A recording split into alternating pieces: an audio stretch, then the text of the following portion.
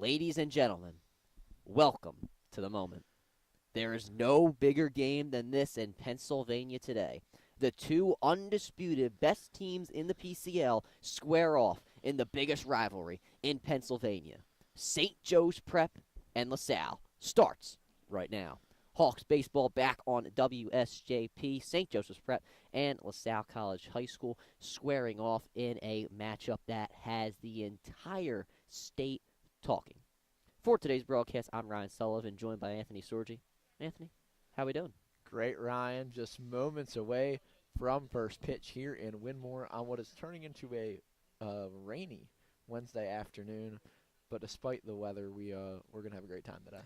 Yeah, it's a little bit rainy here at LaSalle College High School. A bit of clouds out as well. The dark shadow over the field as we speak. And I think we will be taking a break. Yeah, we'll take a break here on WSJP for the opening prayer. We'll be back in just a moment.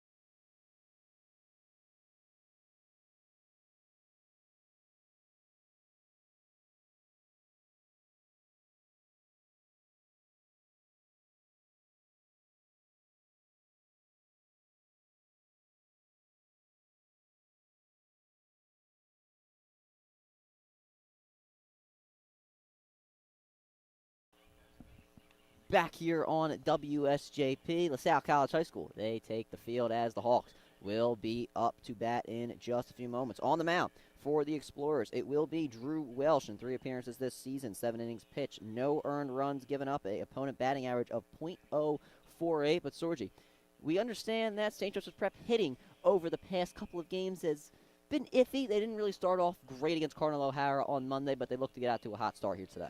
Yeah, I mean, the Prep knows that this is the biggest game of their regular season, at least in the Philadelphia Catholic League, the toughest opponent they'll face, and they are ready for this matchup. I mean, you look at this lineup, it's loaded with guys who are going to be playing in college, and they're looking to have a big day today.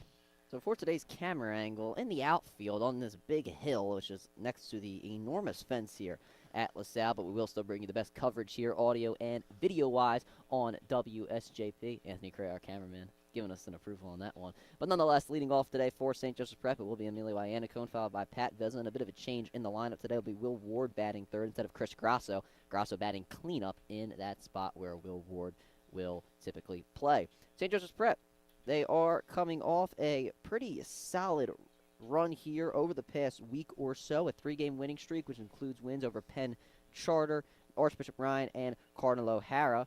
The Hawks' last loss came to St. John's of D.C., so we'll see how they fare here today against their biggest rival. As I mentioned, the game that everybody is paying attention to here today. Just last week, we had the lacrosse game for LaSalle and St. Joe's Prep. Maybe we don't want to talk about that one because of LaSalle getting the win in that one, but nonetheless, we have it today here in baseball. So Iannacone leading off against the lefty Welsh.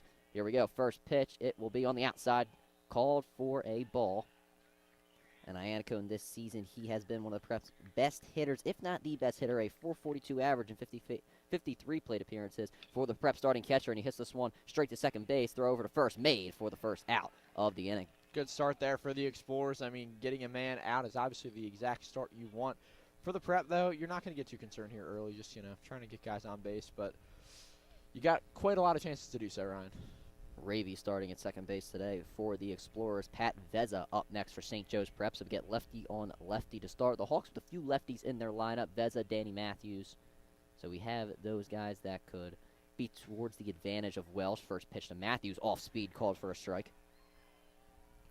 And, I mean, we look at this Prep lineup. You talked about the change, but no matter who's hitting where, this offense is still going to be the same offense that they always are. Pitch in the dirt to Veza, so a 1-1 count. Veza with 3 hits against Cardinal O'Hara, definitely one of the MVPs of that game. If it weren't for Chris Grasso dominating on the mound, probably would have gotten the game ball. And Veza swings on that one, and that'll be hit to shortstop, but it will get through for a base hit. Pat Veza on with a hit to start things off for St. Joe's Prep. Wade had a great jump there on it. Got pretty high, but, I mean, Veza there with a nice hit gets things started for the Hawks. So as I mentioned, a bit of a change in the lineup for St. Joseph's Prep today. Will Ward batting third. And maybe a smart change from Coach Muth. Ward has been one of the best hitters, and same thing I've said about Iannacone, maybe the best hitter in the lineup for St. Joseph's Prep. And Ward takes the first pitch off speed for a strike.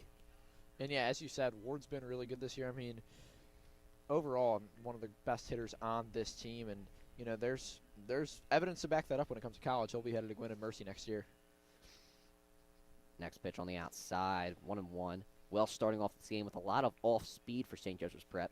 It did lead to a hit from Pat Veza, who has expanded his batting average over the past couple of games. Hope to see that continuing, especially here today against the South. We're back to first. Veza slides in safely. Ward, though, this season, a .419 batting average, 58 plate appearances, 18 hits on the year for St. Joe's Prep. That's second on the team behind Iannacone. Welsh 1-1. He throws back to first again to Pat Veza. Veza not much of a stealer for St. Joseph's Prep, but maybe Welsh is concerned of that early. I would not be shocked if we see a lot of pickoff attempts throughout the day, Ryan. Though Veza did have 2 steals against Cardinal O'Hara on Monday, so maybe he is a threat. Ward takes the next pitch on the outside, 2-1, and you're seeing it here from Welsh today. As I just mentioned, a lot of off-speed to start. Ward, he did get called for a strike on a few off-speed pitches to Jack Quinn on Monday, so LaSalle clearly doing their scouting. And Ward swings on that one, hits it to short. This could be a double play opportunity. They get it at second, and they get Ward at first for the double play. That will in the top half of the inning. The Hawks, they leave Pat Veza on first base, and we go to the bottom of the second. Not really the way you wanted to end things, Sorgi. Not at all, Ryan. Not where you want to be. You talk about LaSalle scouting. I mean, we talked to, our counterparts from LaSalle Broadcasting, and they said, LaSalle's put a lot of time into scouting this game. And obviously when you have this big of a matchup, that's exactly what you're going to do. You're going to put in that extra effort to make sure that there's no stone left unturned with your opponent. And no doubt about it, and starting today for St. Joseph's Prep, it will be Mira to Rapers, the Hawks, putting out their overall statistically best pitcher, and honestly, probably one of the best in the PCL. Rapertis has been absolutely dominant for the Hawks this season. No earned runs, only 3 hits given up.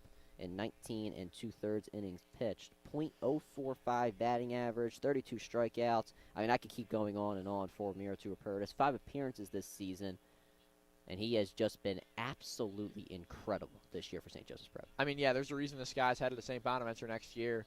Shout out Mr. Burns. Shout out Mr. Burns, but making history there as well, Ryan. Yeah, no doubt about it. The first Ethiopian-born collegiate player that will take place next season. So Miratou Apertis, no stranger to making history. And obviously the story of Miratou Apertis, absolutely incredible. Didn't play much last season, only had 2 appearances because of his injury. But now he comes back and has had a great start to the year. But he's obviously got a tough task in LaSalle College High School. He's going to be facing a lot of incredible players. And obviously he's facing the former PCL MVP, Caden Schmidt, second in the lineup. We'll talk about him in a few moments, but we will get Cortez to start things off for LaSalle. Cortez, just like Caden Schmidt, one of the better hitters on this team, a .359 average in 50 plate appearances, 14 hits for him on the season. And Apertis waiting for the throwdown, so is the infield. No changes in the field today for St. Joseph's Prep. It's just the change in the batting order. Locker getting another start at second base. That seemed to be consistent over the past couple of games.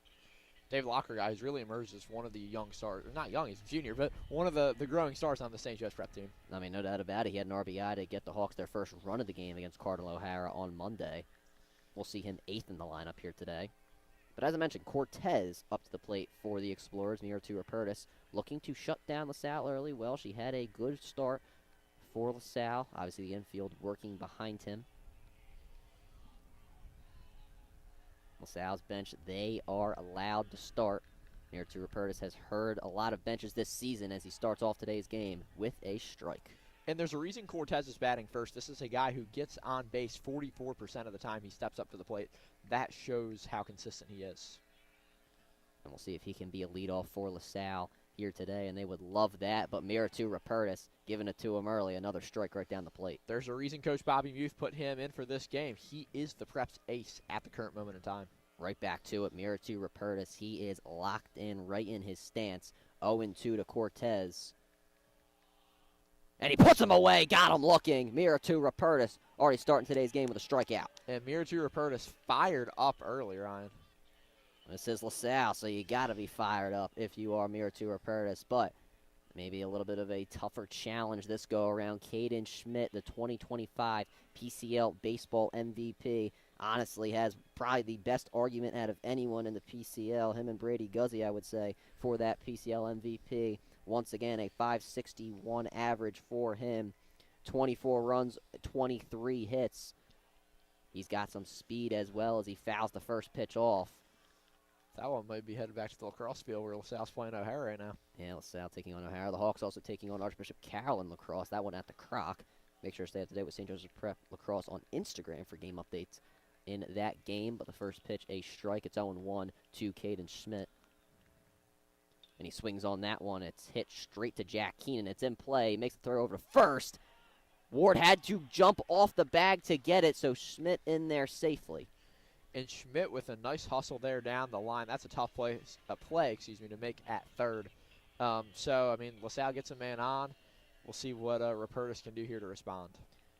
Doesn't get any easier, though. Bryson Clark up for LaSalle, a .316 average for him on the year. It feels like every guy we're just talking about has an incredible batting average.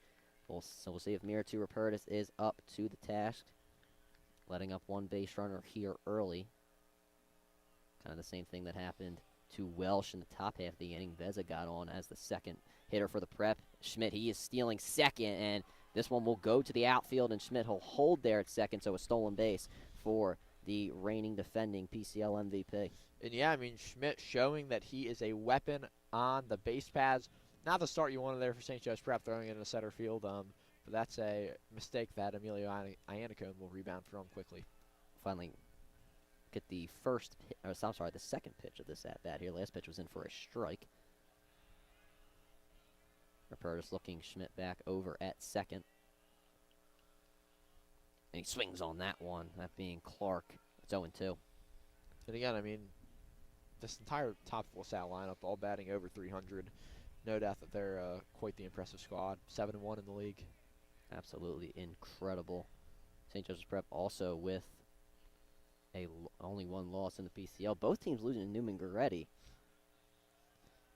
So, Newman Goretti, a team that has been beating the top teams but has struggled against some of the teams not high in the standings. But here we go back to the at-bat, 0-2, that one in the dirt. And Schmidt, he is going to third. He'll get in safely on the pass ball. Good job from Iannicone, though, to keep it in front of him. And yeah, Newman Goretti, I want to mention, Ryan. I mean, they play up to their competition. They also play down to their competition very regularly.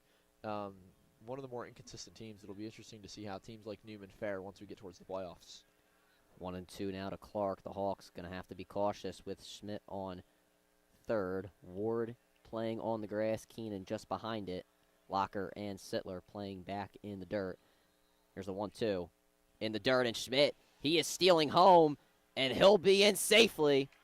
So Caden Schmidt doesn't even need the ball to be in play for him to get home. It's 1-0 LaSalle. And that's what the best teams do, Ryan. They play small ball. He got on, hustling to first base, and he comes home off of 3 stolen bases. I mean, that just really shows that LaSalle is one of the best teams, and they teach their guys to win in multiple ways, which is important when you're facing the level of competition you do at the Philadelphia Catholic League. Incredible from Caden Schmidt. One of the reasons he was the MVP last season. But back to the at-bat. It's still 2-2 to Clark. Meritu puts it high. Full count. It'll be interesting to see here how Rupertus responds. We've seen him be pretty poised in big moments. It'll be interesting again here just to see what happens following giving up the run. Rupertus gives up his first run while he's on the mound this season. Takes his time on this one. And that will hit Clark. So he'll get on with a hit by pitch. Very unfortunate start for St. Joe's Prep. And I mean, yeah, these are just the type of mistakes that you can't have, Ryan, in these types of games. And I'm sure that Rupertus and Iannicone are going to be talking in the dugout about, how to fix these issues pretty quickly, because in this type of game, I mean, the Prep hasn't beaten LaSalle since this year. I mean, since Rupertus was a freshman, right back in April of 2023. So the Prep here, they know how big of a game this is with the senior core. LaSalle starting catcher Luke Borgman up to the plate. First pitch in for a strike. That's what you want to see from here to Rupertus get back into the swing of things. Borgman, the reigning and defending defensive player of the year for LaSalle. I say batting .318 on the season. Everybody seems to be batting 300. I don't even know if we need to mention that like it's a great thing anymore. 1-1 now to Borgman. Yeah, I'm looking at the LaSalle lineup. I don't think there's a guy who's batting below 300. That is absolutely insane. LaSalle ranked number 7 on Max Preps in Pennsylvania. St. Joe's Prep with way too low of a ranking. I agree with you. Clark, I thought he was going to steal over to second. He holds. Nonetheless, a called strike over to Borgman. Rupertus looking for his second strikeout of the game.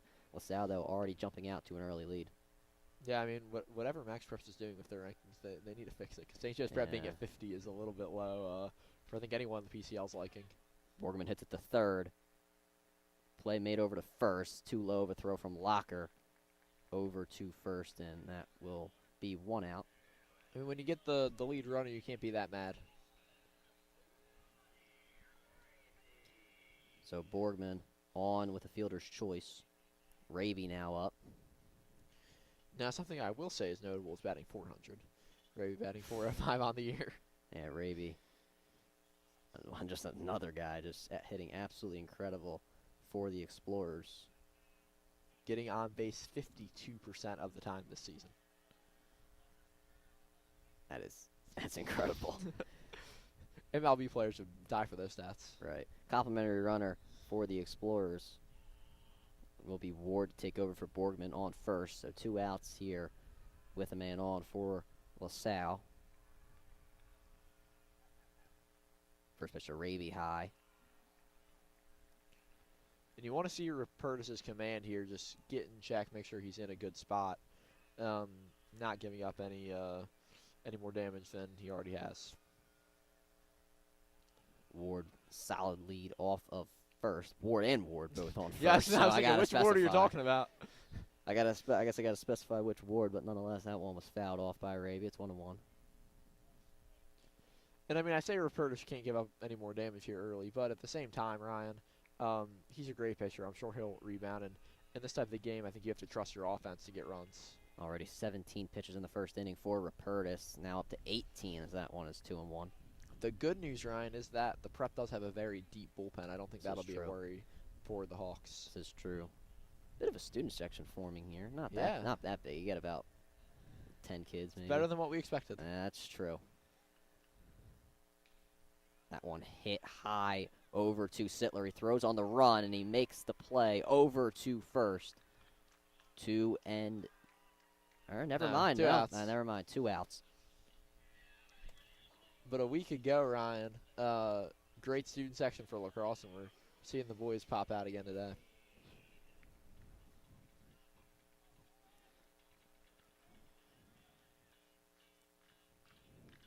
Wade now up for LaSalle. So now 2 men on with 2 outs for the Explorers.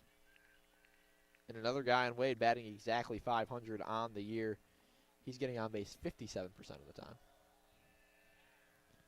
Lots of noise being made from the LaSalle dugout as Wade check swings on that one. Still called for a strike. Good start here, Ryan. I mean, this is a huge 2-out situation for Rupertus and Wade both. Wade, another lefty for this LaSalle lineup. Rupertus taking his time there on the mound. He started out quick. Another check swing called for a strike. 0-2 is where you want to be here with 2 on, 2 out.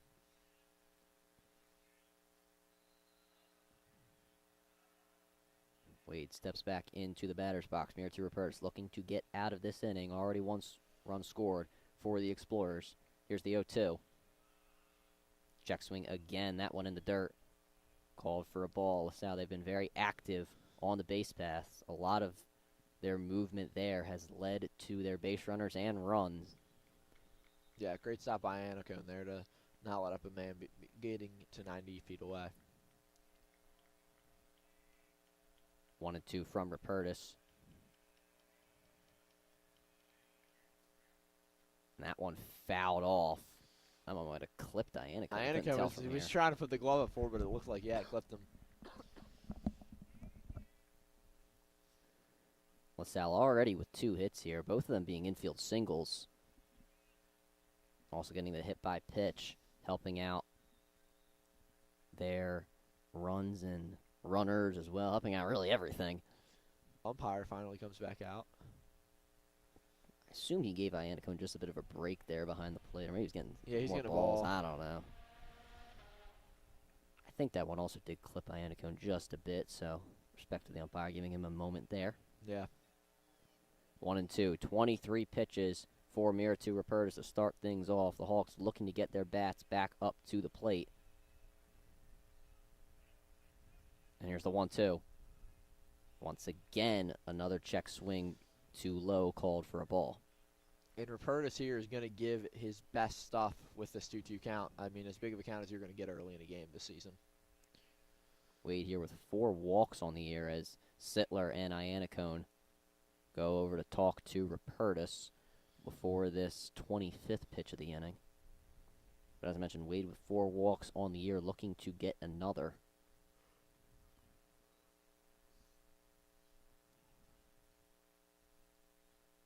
As Sorgi mentioned, getting on base so much, 57% of the time, an OPS of 1.183. That's absolutely incredible. I think the only time I've seen a guy like in the MLB do that is probably Ohtani. Yeah, that's insane. But here we go, 2-2 from Rupertus. After the talk from Iannicone and Sittler. Nobody being held on for the Explorers. And here it is, that one way inside, full count. And again, I mean, big situation here. Rupertus can't afford to give up a ball. This is going to have to be his best pitch of the inning. Yeah, can't really afford to give up many more pitches as the Hawks. I'm sure they would not like to go into their bullpen early. Another full count here. High-intensity moment to start today's game. Everybody stealing. That one hit over Ward, and it will go down the first base line. 1 run will score. There's another one coming home. Wade, he's rounding second. He's going to be safe at third. It is now 3-0 LaSalle.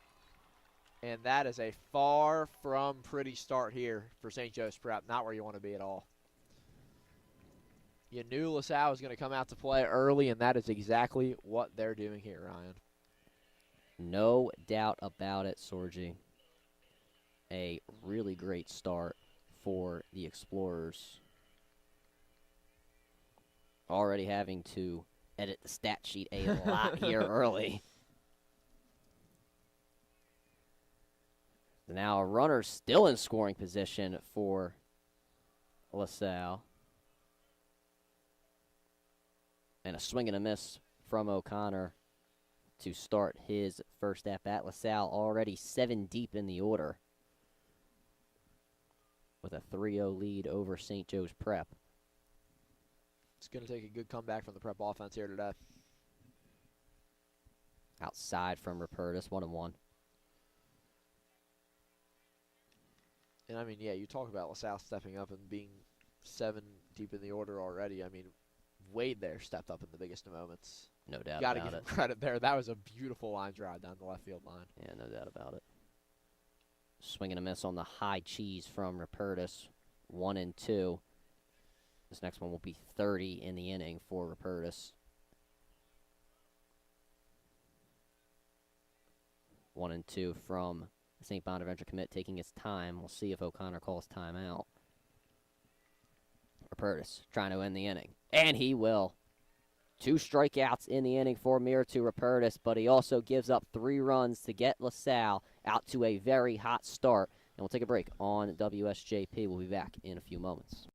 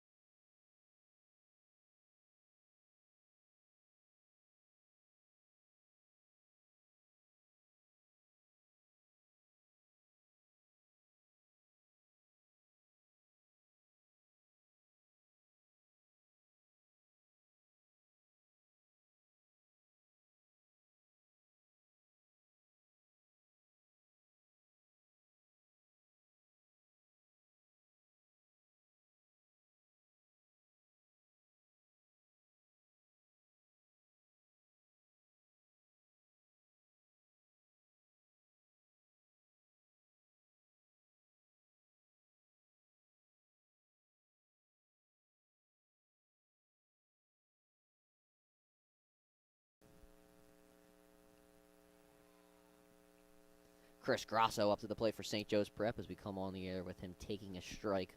LaSalle in the first inning, they went 7 deep in their order. The Hawks only going with the first 3 as Grasso swings on that one. 0-2. And first inning ended. Jesus, I can't speak today. First inning ended with Will Ward grounding out into a double play. As I mentioned, the Hawks changing up their lineup today a little bit. Grasso takes that one high. Good framing from Borgman behind the plate. 1-2. Rupertus 30 pitches in his first inning, only 9 for Welsh in the first as Grasso swings on the off speed again. Strike 3. The Hawks strike out for the first time today. Ryan, I mean, you were here last year for the LaSalle game. You know, I think that as well as anyone in our audience who's been watching all year knows that heading into this year, I think there's a level of optimism around the St. Joe's Prep team to be at the top of the league. And although, I mean, they have plenty of time, that type of in the inning, that type of first inning is just a confidence crusher if you're the Prep. Well, starting to get into his groove. Another strike called. Danny Matthews up for St. Joe's Prep. And once again, changing the lineup. We don't typically see Matthews 5th in the order. High off speed that go around, 1-1. Matthews this season has been a pitcher and hitter, a .333 average, though, at the plate. 36 plate appearances, 8 hits, 9 runs batted in And he takes the next one high, 2-1. The Hawks maybe trying to make Welsh pitch a little bit here, trying to make the pitch count a little bit more even as we get into the later stages of this game. They have to. Matthews swings on that one. Looked like he squatted as he was swinging. 2-2. Maybe the Hawks trying to hit for power to start. And the Hawks here, back-to-back, they're... Matthews hits it to second. Throw from Raby over to first. Play is made. LaSalle's defense today really working behind Welsh. They have been great thus far. I'm going to say back-to-back games for the Prep. Their biggest PCL game and then their biggest non-league game against Malvern Prep in just the span of a few days. So the Hawks here, I mean, they're putting their best out in these next two.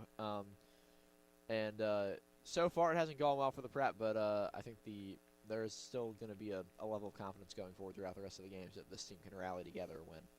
A quick 2 outs in the inning for St. Joe's Prep. Keenan takes this next one for a strike. It's 1-1. Good framing from Borgman behind the plate. Reason is that he's the reigning defending Defensive Player of the Year in the PCL, something you don't typically see. Next pitch hits the dirt before it could even get to the plate. 2-1. I guess DPOI would be the equivalent of Gold Glove. Yeah, that's what I was about to say. Platinum Glove. Yeah, that's what I was going to say. But it's not for everybody. I don't know. I guess it'd be a platinum. PCL having their unique awards. I like to see it. Yeah, I guess it'd have to be the. I don't know. That's interesting. But yeah, you gotta love the uniqueness. 3-1 to Keenan. We need some more awards than some of the other sports. We need I to would get a little like to bit see more it. creative. I mean, yeah, I'd like to say it. There's no doubt about it. Keenan hits this one into right center field, and the play will be made for the third out of the inning. It was actually left center field. I apologize. But nonetheless, it doesn't change the fact that the Hawks go 1-2-3 going into the second inning. Sorgi, there's no way to sugarcoat it. Just a bad start for the Hawks. Great cut from Keenan, but just nowhere near enough power on it. But yeah, not the start you want at all. Again, just an absolute confidence crusher here for the Prep. There's not much else to say. Again, there's time, but like in this type of game, you can't go down like that early, and you can't give up 30 pitches in the first inning. LaSalle 3 hits and 6 total at-bats. Clark, he did get on with a hit by pitch, but now Miritu Rupertus coming back out quickly for the second inning. Not what you wanted to see if you are St. Joe's Prep. They look to rally here, maybe get a quick inning, but Welsh, someone that is only pitched 7 innings for the Explorers, coming out here and really giving it to one of the best offenses in the state of Pennsylvania. But now Miritu Rupertus looks to prove why he is the Hawks ace and one of the best pitchers in Pennsylvania. As we get a quick throw down to second. Hism now up for LaSalle. And we are going to see the top of the order in this inning. We will. No, the good thing for Miritu, I don't know if it's a good order, just a neutral thing that LaSalle getting to the bottom of their order. It seems like every single one of their players is not really a batter off. Yeah. But Hism coming up to the plate for LaSalle. And Miritu Rupertus looking to maybe get out of this inning quickly as this one is hit to third, goes foul. And if you're Rupertus, you have to keep the pitches in a way it's going to create contact down. You can't afford fly balls like that or line drives. You need contact that's going to be grounders in the infield that are manageable for this defense to handle. Though I would say Sorgi's, a few ground balls that were hit to the infield, just a couple of plays that just weren't made. There was really only one play that was a line drive, so. Still got better chance on those than ones to the outfield, though. That is true. It's not much. Not much you could say. Miritu Rupertus doing solid infield, having a bit of troubles to start today's game, but Miritu Rupertus, a very resilient pitcher. Outfield here with a strong shift. Yeah, Coach Muth, he does typically shift his fielders a lot, I suppose, based off of the pitch count. So you talk about scouting. That's some real major scouting right there. Hism takes the next pitch for a ball. Infield playing a bit deep for the Hawks. Hism hits this one to Veza in right field. He's backing up on it, and he makes the catch. Great play by Veza there. I mean, we got a front row seat of that. Not something we usually see, Ryan. No. But, I mean, just what a way to backtrack. It's not easy when you got a ball flying at you to keep your feet moving back. That's something that obviously is going to be worked on in practice a lot, and it showed right there. We talk about Defensive Player of the Year. I'd like to throw Pat Veza's name into the voting for that. He has made some incredible plays in the outfield. You saw against Father Judge making some diving catches. I bet some of the PCL coaches are listening. Against Archbishop Carroll as well, he made a diving catch. That was a really nice play there. Here's a bunt being shown by the next batter, Wamble. It's called for a strike. What did I talk about on the Bonner broadcast, Ryan, earlier this season? Bonner last year, they won the PCL championship. They did it playing small ball. We're seeing that with LaSalle here. That is very true. LaSalle letting their base runners really help them get runs. You know how speedy they are around the bases. Next pitch in for a strike. Meritu Rupertus. 5 pitches to start this inning, so a solid start. But LaSalle, they were able to pick up on Rupertus a little bit more as the first inning continued. Here's the 0-2. A swing and a miss in the dirt. Iannacone makes the throw down to first for the out. So LaSalle, first time through the order, 3 hits on 8 total at-bats. Few RBIs for the Explorers, all for Wade on his 2-run RBI triple. Back to the top of the order, Cortez up. He's 0 for 1 today. And Ryan, I mean, Rupertus needs a very quick inning here. If he could, get Cortez out and keep it to a minimum, that would be great because you need something to bounce out that 30-pitch first inning. Cortez, a bit of an equipment issue, it looks like. I'm not really sure what the issue is. Coach Muth just kind of pacing up and down outside of the prep dugout. Maybe it was a scouting thing. He brought Cortez Yeah, back. He showed him the paper. I'm not necessarily sure, but nonetheless, we'll get back to baseball here on WSJP. Cortez looking to get on for the Explorers. Obviously, the top of the lineup. Starting LaSalle off on their dominant first inning. Swing and a miss on the first pitch. 0-1 now for Meritu Rupertus. And as you mentioned, Sorgi, the outfield pacing, shifting. Coach Muth consistently delivering calls.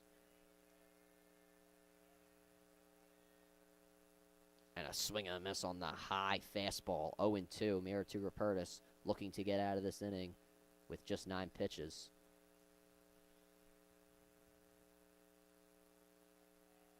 Rupertus takes his time on the mound, waiting for the call from Emilio Iannacone. And he puts that one on the outside, 1-2. Looked like David Locker was ready to go back to the dugout.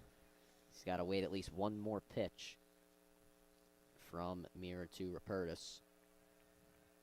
Once again, Meritu Rupertus taking his time on the mound. It's 1-2 to Cortez. And here it is. That one in the dirt, check swing. 2-2. We've seen a couple of times Meritu getting out early in the counts, but has unfortunately let batters get back into them, which has led to this high pitch count, already 40 in 1.2 innings. Yeah, Ryan, you have to finish if you're Rupertus. You can't just get up in the count early and then let it go. 2-2 from Rupertus, once again taking his time on the mound. And he puts it high again, 3-2. Full count to Cortez. LaSalle being very stingy on what they swing at here early in this game. But again, that's what good teams do. I mean, you got to practice that pitch selection. Check swing. He went around. That will end the inning. So Meritu Rupertus, he goes 1-2-3, pitches 12 in that inning, and we'll see how the Explorers can respond. We'll take a break on WSJP. We'll be back in a few moments.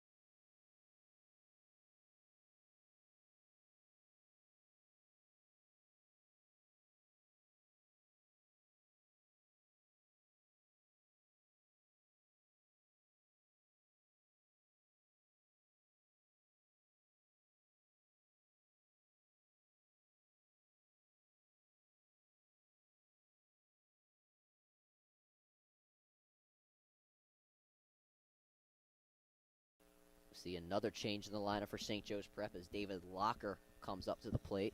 Locker's been getting that second base start over the past couple of games. Looks to prove why he deserves it as he takes the first pitch for a ball. And yeah, Locker here batting 7. I mean, the Prep's gone 6 guys down in 2 innings, 3 each. They need to get some base runners here. Off speed, a bit high, called for a ball. That one a bit ticky-tacky there. But David Locker will take it as he takes 0-2 to start. And as I mentioned, the Hawks maybe just looking to get Welsh here to pitch a little bit more, get the pitch count even. That time the off-speed called for a strike. I mean, Welsh, he has rarely thrown anything with speed on it. Everything has been off speed. And it could be confusing the Hawks a little bit as they have not swung it much. But Locker hits that one to third. It's fielded cleanly. The play over to first is made for the first out of the inning. The Hawks making contact, but it really has not gotten past the infield except for Pat Veza. And yeah, I mean, the Prep here, they need harder contact, Ryan. I think that's the biggest issue. Soft contact isn't going to do it today.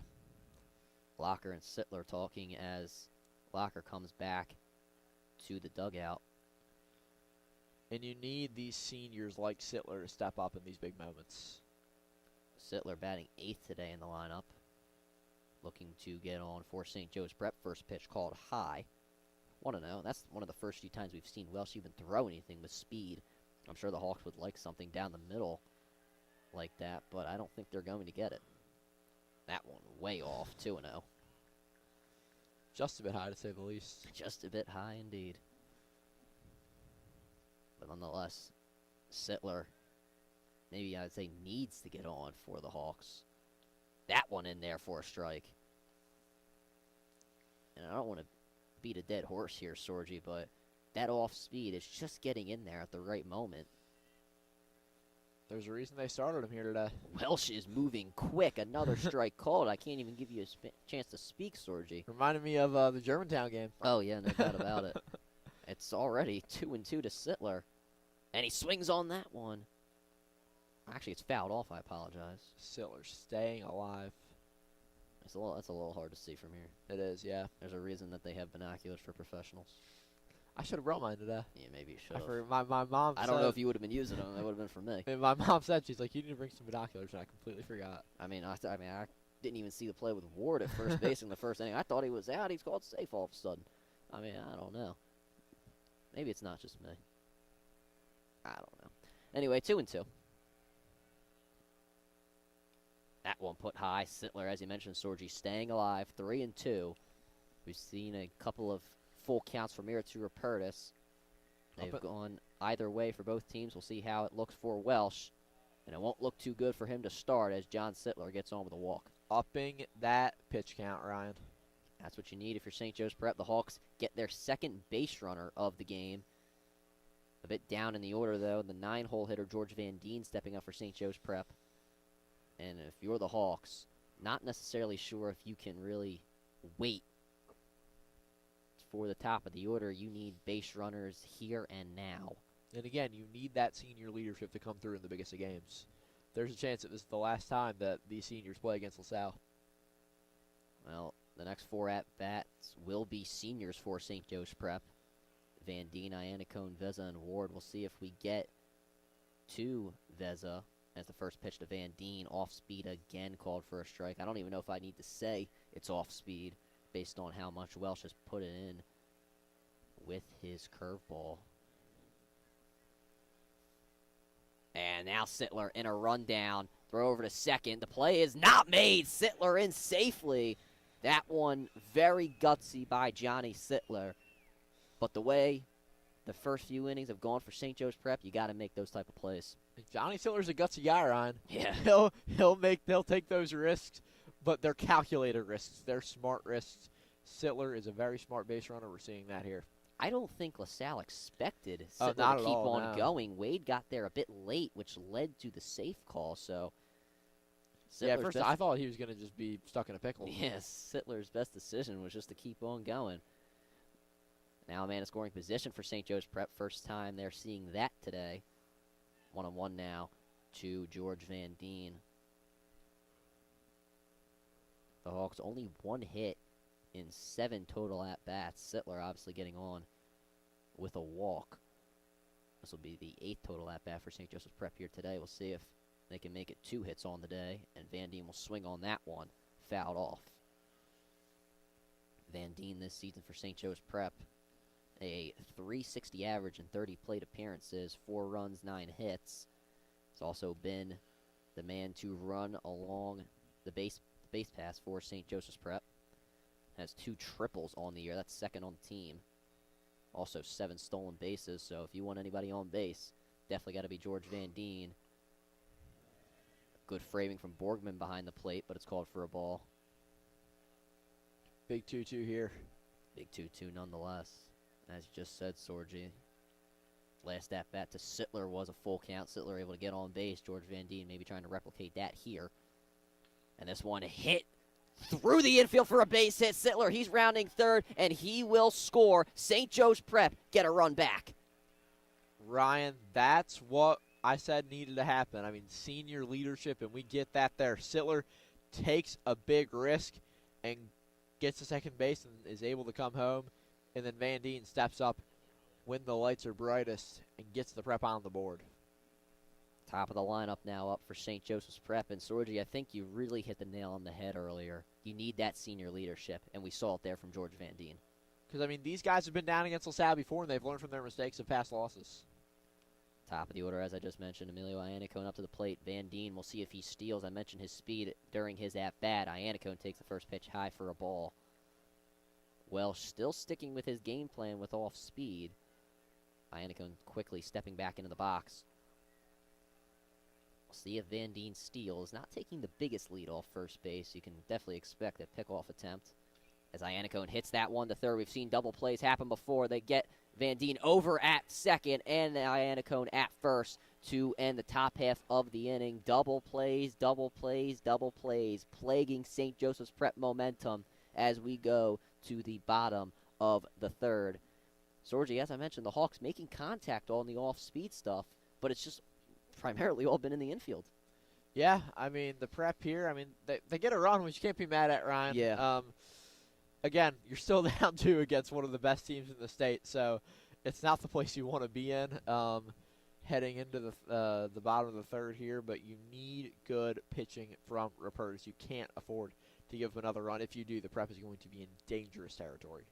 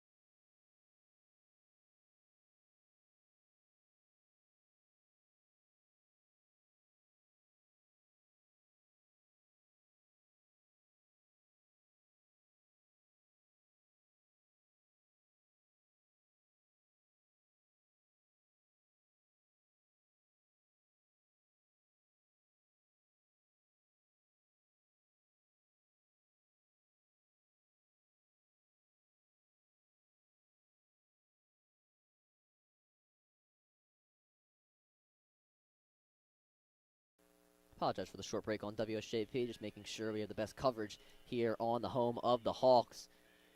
And we mentioned St. Joseph Prep trying to get the momentum back. Well, getting that momentum back, not really starting very easy for them as they got to face Caden Schmidt, who's 1 for 1 with an infield single here today. Got LaSalle started in the first inning. That led them to that 3-run lead. They just had cracked a few moments ago as George Van Deen got a base hit to drive in John Sittler. But now Mira Rupertus looking to have another shutdown inning for St. Joe's Prep, and he starts out well with a strike.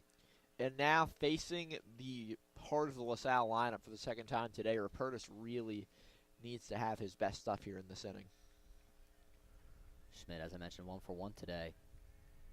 got down the first base line quickly, and he will not need to run so fast this time as he gets on with a base hit that gets through the infield. And, I mean, good contact. You heard that the pop off the bat, Ryan. And, you know, that's a good start for LaSalle. If you're the Explorers, you're a fan of that start here. Clark now up for LaSalle. He got on with a hit by pitch in his first at-bat. But now Caden Schmidt 2 for 2 with 2 singles, being a leadoff that go-around for LaSalle. Interesting how he doesn't actually lead off because of his dominance when it comes to hitting the ball. Though he is a power hitter, a few home runs, 4 to be exact on the season. Hopping around over at first as this first pitch is low to Clark, called for a ball. And if you're mirror to Rupertus here, you don't want to get all out of whack just because you got a base runner on. No, I mean, you can't. Obviously, you're going to pay attention to it, but you don't want to spend too much of your time. You need to be locked in on the task at hand. Schmidt, he didn't even need the ball to be in play to score on the first time. He stole one base and got on third and home with a pass ball as Rupertus making sure Schmidt doesn't steal again as he throws back to first, but he did get in safely, that being Schmidt. High again from Rupertus, 2-0. You could possibly see maybe some pitch outs from Rupertus as well because of the fact that you don't want Schmidt to steal, so that is definitely a thought. Coach Cavallaro, though, very great in scouting and scheming against any team. Pitching coach for St. Joseph's Prep, Coach Cav. Check swing, called for a ball again. We finally got a Coach Cav shout-out in the interview on Monday. There you go. I brought it up first, so I'm giving myself credit for that one. 3-0, though, to Clark. LaSalle looking to get another base runner in scoring position.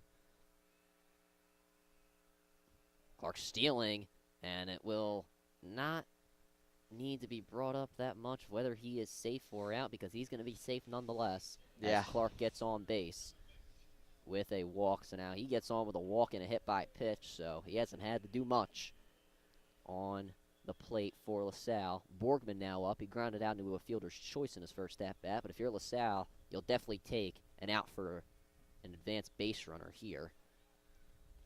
No doubt, Ryan.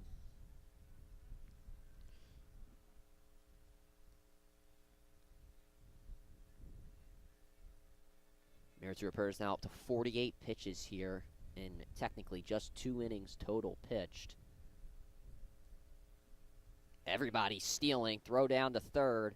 Schmidt in safely. So is Clark. So now both runners in scoring position for the Explorers. Yeah, Ryan. I mean, the Preps, it's just not like they're not having their best day so far. Yeah. I think that's the best way to put it. Yeah. It's been rough, and on the base pass, it's been really rough. They're giving up so many stolen bases. First pitch was called for a strike, though, nonetheless, to Borgman, so something positive to look forward to if you are St. Joe's Prep. And now if you're Meritu Rupertus, you basically need a flawless inning to get out of it with no runs. Infield in for St. Joseph's Prep. Second pitch high for a ball. Yeah, 2 in scoring position and no out is type of thing where if you're sitting at a Phillies game, you're starting to worry about the pitcher there, just as we will here. 1-1 now to Borgman. Rupertus looking everybody back as that one is fouled off, and that's what you're going to need if you're Meritu Rupertus. You're going to need pitches fouled off, and you're going to need strikes. Though LaSalle, you got to give them credit today. They've made a lot of contact on the ball. Rupertus, he has struck out 3 batters, but nonetheless, LaSalle making great contact. 1-2. Borgman fouls it off again. And if you're Borgman here, even if you get out in some way, you're making Rupertus pitch, and that's what you really want if you're LaSalle. You want the bullpen to come in for St. Joseph's Prep. Yeah. No doubt about it. 1-2. 2 on with no outs for the Explorers. Infield still in for St. Joe's Prep. Ward the only one really playing on the grass. Sittler half on it, half off of it. And Borgman swings on that one, hits it to third, throw it home. Schmidt is out. That is textbook there from Jack Keenan to Emilio Iannacone. Great play from senior to senior. The Prep getting the job done at home. Still 2 guys on, but you'll take that all day if you're St. Joe's Prep. You will definitely take that if you're St. Joe's Prep. Ward for LaSalle Just is about the, mention compliment, that, yeah. is the complimentary runner over at first. Infield still a bit in. Ward not holding the other Ward on. I'm just going to stop mentioning it. At It's too Ward Field. confusing. At Ward Field. Goodness gracious. It is the Ward Day on WSJP. That was a bad joke. I'm sorry. But anyway, 1 out now. The Hawks working towards to get out of this inning. Raby now up. First pitch called high for a ball. It is fair to mention that Ward, who is for LaSalle, is one of the base runners for the Explorers, so a reason that he is the complimentary runner for Borgman. He can get around the bases. Already got a nice big lead behind the Prep Sword. Yeah. That one in the dirt. Iannacone keeps it in front of him, but he's not going to get anybody out on the base paths. So just like that, LaSalle getting both runners in scoring position once again. Yeah, again, just it can't happen, Ryan. You can't let that happen. It's been a couple of times that's happened here today. Schmitty scored off of a passed ball, so LaSalle taking advantage of the Prep's mistakes. There's been a few of them thus far. 2-0 to Raby. The Hawks not much momentum in the last couple of moments, but they try to get it back as Rupertus puts it in for a strike. And Ryan, I should mention, we talked about rain at the start of the broadcast. That, for the time, has subsided. Don't jinx us, Sorgi. For the time, that's why I said for the Okay, time. all right. But the wind picking up here. Yeah, you can feel it a little bit. It's a little bit chilly. Yeah, you can feel it a little bit. But you know what? We've been through a lot worse. We have. We've been through. Us specifically. Yes, Parkland football quarterfinal. Devon baseball. That Yeah. was a tough one. The people at home probably still don't know why we had 5 broadcasts for that Parkland game. Yeah, that was interesting. Sam Salmon, our producer, mentioning Lansdale Catholic lacrosse, or not lacrosse, soccer. That was, we got rained on that day. So that's why I'm scared of the rain. A little bit of a little bit of not good memories there. 2-2 to Raby. This one hit high into right field. There's going to be a tag to third. Veza makes the catch. There will actually not be a tag from third. What a Beautiful play from Veza. Beautiful throw from Pat Veza over to home. Hats off to him from Rupertus. There are now 2 outs in the inning. Wade coming up to the plate, and Wade, he has those 2 RBIs today, as he had an RBI triple in his first at-bat. He looks to get 2 more RBIs, but Miritu Rupertus looking to shut that down. And Ryan, here's where we get into the debate of, is it RBI or RBIs? I agree with you, it's RBIs. Do people say just RBI? Because the stat is runs batted in, so the plural is in the runs. It's become a big debate. Are we serious yes, today? This has been a debate. 2 RBI? I mean, actually, I like RBIs. I'll have to ask Dr. Rupertus. First pitch low, called for a ball. Wade, he's been check swinging on just about every pitch from Rupertus. Maybe it's throwing Miritu off a little bit, as he did have that RBI triple. Well, now I just said RBI as a what? You got me thinking about this. Gee, man, it's all right. Second and third, 2 outs. The Explorers looking to drive in a run. Bunt being shown, interesting there, and Wade saying it hit him, and he's running down to first, and I guess it did. So now there are bases loaded with 2 outs. Yeah, I mean, Ryan, we're talking about RBIs versus RBI. I will say there have been much odder things talked about on baseball broadcasts. That is very true. Anyone who's listened to John Kruk, who's listened to back in the day, my dad will tell me about Harry Carey with the Cubs. I mean, the things talked about on baseball broadcasts. Fair enough. In the majors. It's a long game. It is. When you have 9 innings to cover. Yeah, well, 7 here. Well, yeah, I'm saying in the big leagues. No, I know, but it's probably better that it's 7 here. Yeah, I don't know if I have that much research points. I got homework, man. We all do. Rupertus has hit 2 batters today. And that one, a strike, and everybody was about halfway down their base path before they go back. Ryan, not only do we have homework, but the players have their homework too to do tonight. Actually, the call reversed. I thought I saw the umpire call a strike, but that one called for a ball, so it's 1-0. Yeah, everybody's got homework. AP exams next week. Yeah, A push for me, AP Gov for you. Goodness gracious. Shout out Mr. Fortin. Shout out the history department. Shout out all departments. Yes. Bases loaded for LaSalle. Swing and a miss on that one from O'Connor. He's 0 for 1 today. Meritura Purtis looking to get out of this jam that he is in. 63 pitches for the Hawks. St. Bonaventure commit. Bases loaded, 2 out. Yeah. High pressure. High pressure for both men. LaSalle looking to add more. This one hit too short. Sittler fumbles with it, and he's not able to get on the bag with the ball. That will score a run. The feeling from St. Joe's Prep today has been far from pretty, Ryan. I mean, again, we're not going to sugarcoat it. It's been far from pretty. I assume that's going to be an error call. It has to be, yeah. It has to be, so. Need the game changer up for that. Yeah, you definitely do. So it is now 4-1 LaSalle. The fielding from St. Joe's Prep has been to their detriment pretty much the entire game.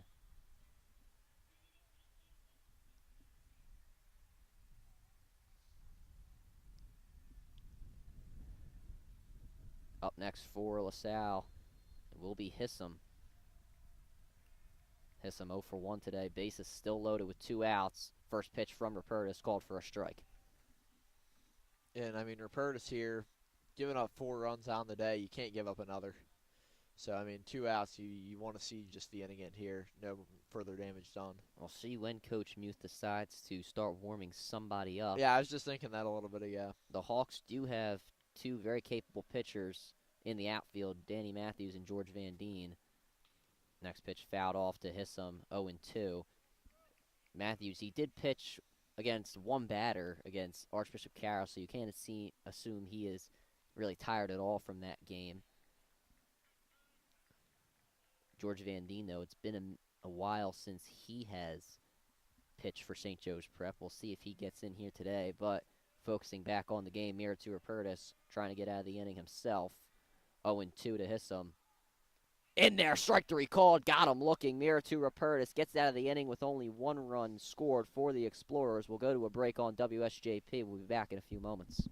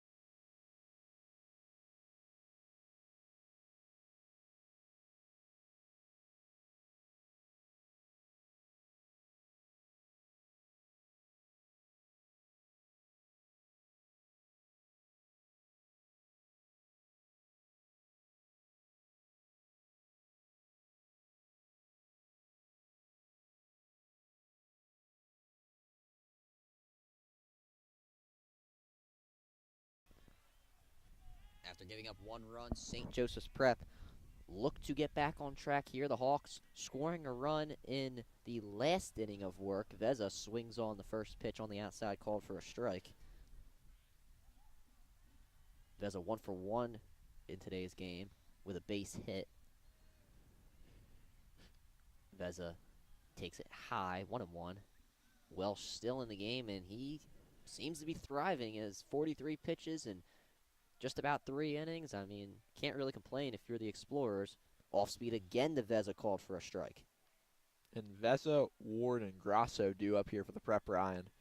Good trio of hitters to hopefully get the Prep back in this game if you're a Hawks fan. And Veza hits that to short. It doesn't get by Wade this time. Instead, he'll make the play over to first for the first out of the inning. And now Will Ward. I mean, we're talking about, guys who need to step up. The number 3 batter followed by Grasso. These two guys are both going to have to step up here for the Prep. And if there are two guys to do it, it's these two. Well, Ward definitely needs to get the Hawks moving here, as there is time that is dwindling down. First pitch called for a strike against Will Ward. It just seems like the Hawks have been thrown off a lot by the off speed. Yeah, seems like that's for sure the case here.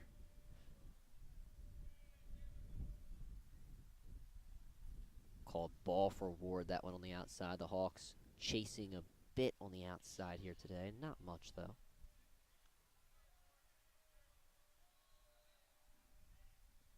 1-1, Ward swings through it. Foul tip for a strike. And Ryan, I'm thinking about the different places we've broadcast. We were talking about some of the games we've done, but this is a very unique setup here at LaSalle. I mean, I know you and Sam were up on the hill at Hill School. Oh my goodness, no pun intended. Yes. But here, another Hill broadcast. But we're not at the Hill School, though, so it's not as cool. No, it is not. I don't think we've been on a hill for football or soccer, right? Bonner would be kind of weird. Oh, yeah, Bonner. Yeah, Bonner. Shout out to the people at Bonner. They always give us a nice setup there on the Off street. speed, Ward goes down looking. He seems dumbfounded by the call, but there are now 2 outs in the inning. Grasso now up for St. Joe's Prep. He's 0 for 1 today. The Hawks with 2 hits and 3 total base runners. 2 outs now in the inning. Welsh, he has been, in probably the best words, dominant to start. First pitch high to Grasso, 1-0. LaSalle with a very nice baseball field. Gotta give them that much. Yeah. One of the better in the league. One of the better campuses I've seen. Yeah, it is. It's like a college campus. Grasso towers that one to center field. And Schmidt makes the play to end the top half of the inning. St. Joe's Prep, they go down 1-2-3. They cannot score in this inning. And we will see if Miritu Ramirez comes out for another inning of work. 66 pitches for him. Nobody I saw warming up for St. Joe's Prep. It actually looks like they will start to warm somebody up. And yeah, Miritu Ramirez will come out for another inning of work. Talking about LaSalle's campus, though, I mean, the campus here is big, but I will say I got to give a shout out to the Prep. The new Halle campus is going to be, quality-wise, at the top of the valley. Well, I don't even think it's just like, the new athletic field that everybody's talking about. There's so many other things. Yeah, it's like going to be great. The courtyard is outdoor being redone. dining, Yeah, I mean, there's spaces for, the teachers to work, especially with, the way I guess they say society works nowadays. You get the kids out there to learn, and it's better for, all that sort of stuff. So, I mean, I think it's an incredible idea. I also, you really like the setup design that we saw a couple of weeks ago. But, the Prep, I think the campus nonetheless is really great. Yeah, I mean, right now it's great. You get the courtyard, and you get everything there. I mean, who's got a better courturt than that? Yeah, exactly. And I Nobody. mean, even right now, I mean, you go outside, you got guys playing hacky sack, playing spike ball out there every day. This time of year, the campus at the Prep is gorgeous. Always, as Iannacone throws the ball down to second.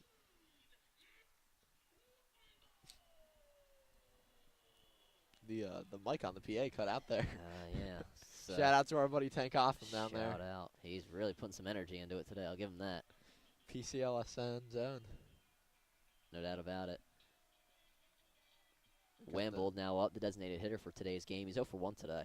LaSalle, this is going to be their second time through the order, as this one is hit high and deep to right field. Veza makes the catch. Pat Veza, one of the bright spots for St. Joe's Prep today, a hit and a couple of putouts in right field. But I was just about to mention LaSalle's team batting average. It just dipped, but not by much, to 285 on the day, while the Prep batting 167, so not much similarities there for St. Joe's Prep. Top of the order now up.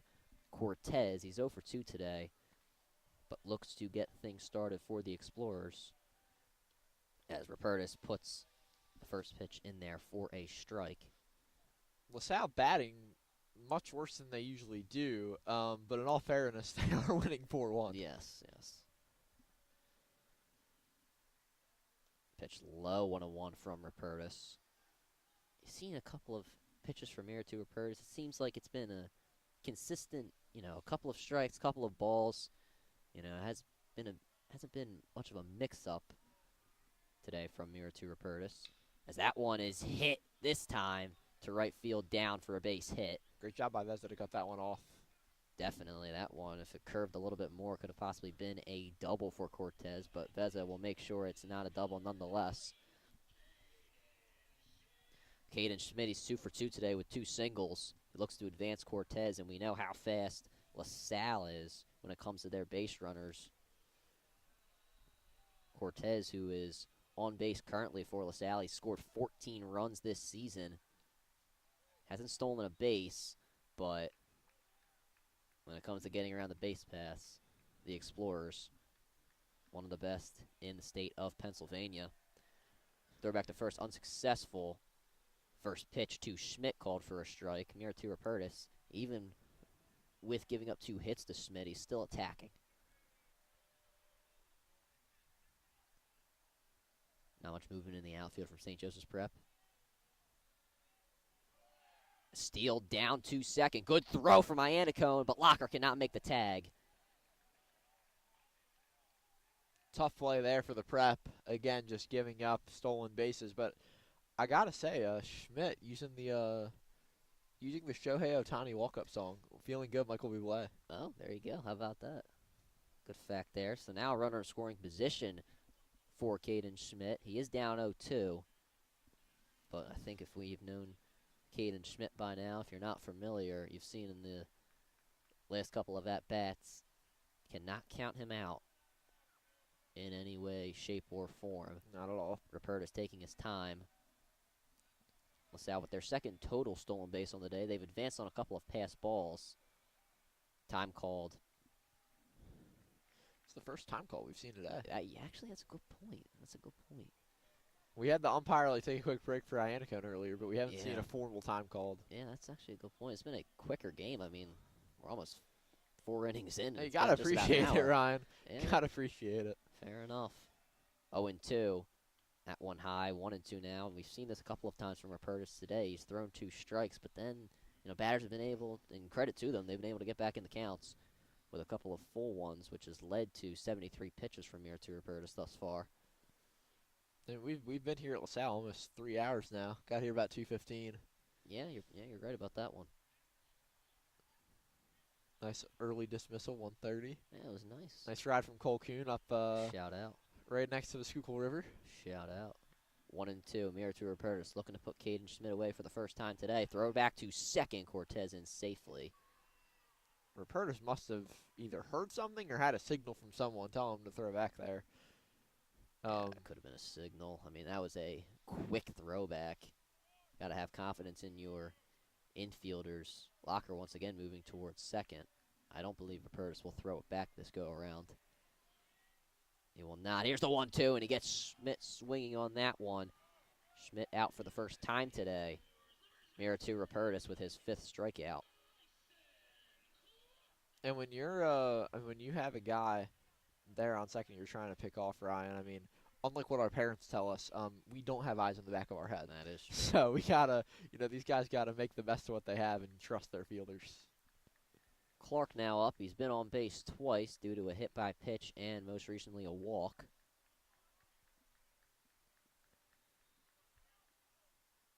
Clark swings through that one. Foul tip for a strike. Mira to Rupertus, 75 pitches deep. We'll see if this is his final inning of work. And as I mentioned, the Hawks with a deep bullpen. Sorgi, you mentioned it as well. The Hawks with a deep bullpen, they can go to just about anybody if they choose to do so. Rupertus likes a call from Iannacone. Coach Muse sitting on his legs. Clark swings through that one again for another strike. Cortez still on second. LaSalle trying to drive in another runner in scoring position. They've been pretty successful in doing it today. Clark stepped out of the batter's box, had to adjust his gloves, and he'll look to get back into this count.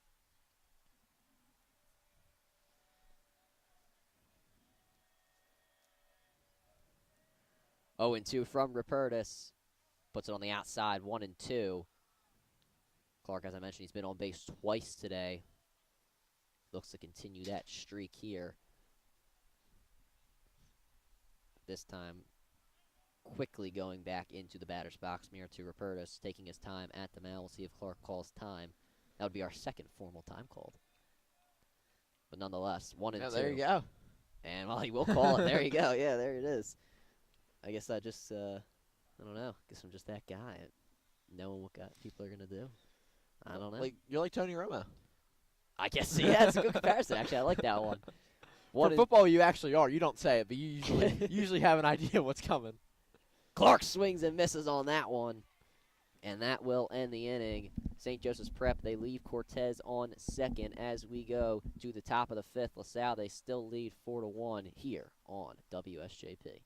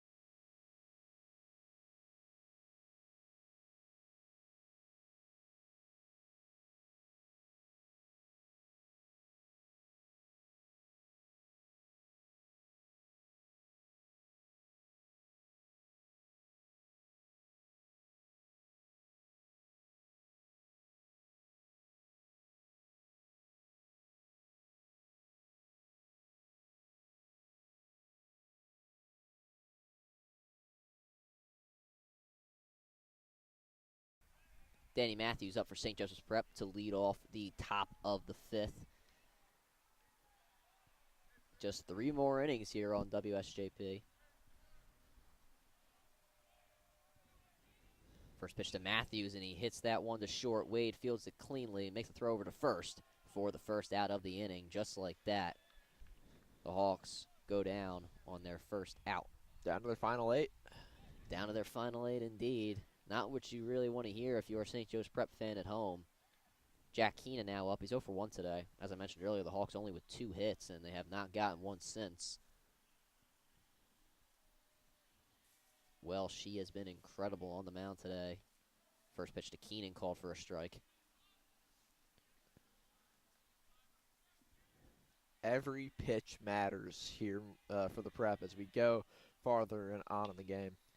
Keenan gets it through the infield for a base hit. That's what you needed if you're St. Joseph's Prep. Just when I mentioned they haven't gotten a hit since I mentioned earlier they haven't gotten a hit. They get one there. 3 hits on the day for St. Joe's Prep. Jack Keenan seeps it through for a single. David Locker now up. The Hawks getting to the bottom of their order, which is where they scored a run to start off the 3rd inning.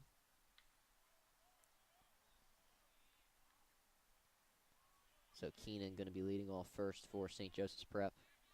David Locker 0 for 1 today. First pitch put in there for a strike. Locker, as I mentioned, has been starting consistently at second base over the past couple of games, looking to keep that spot with maybe driving in Keenan or possibly advancing him. That one on the outside, good framing from Borgman, still called for a ball nonetheless. 57 pitches for Welsh in this game.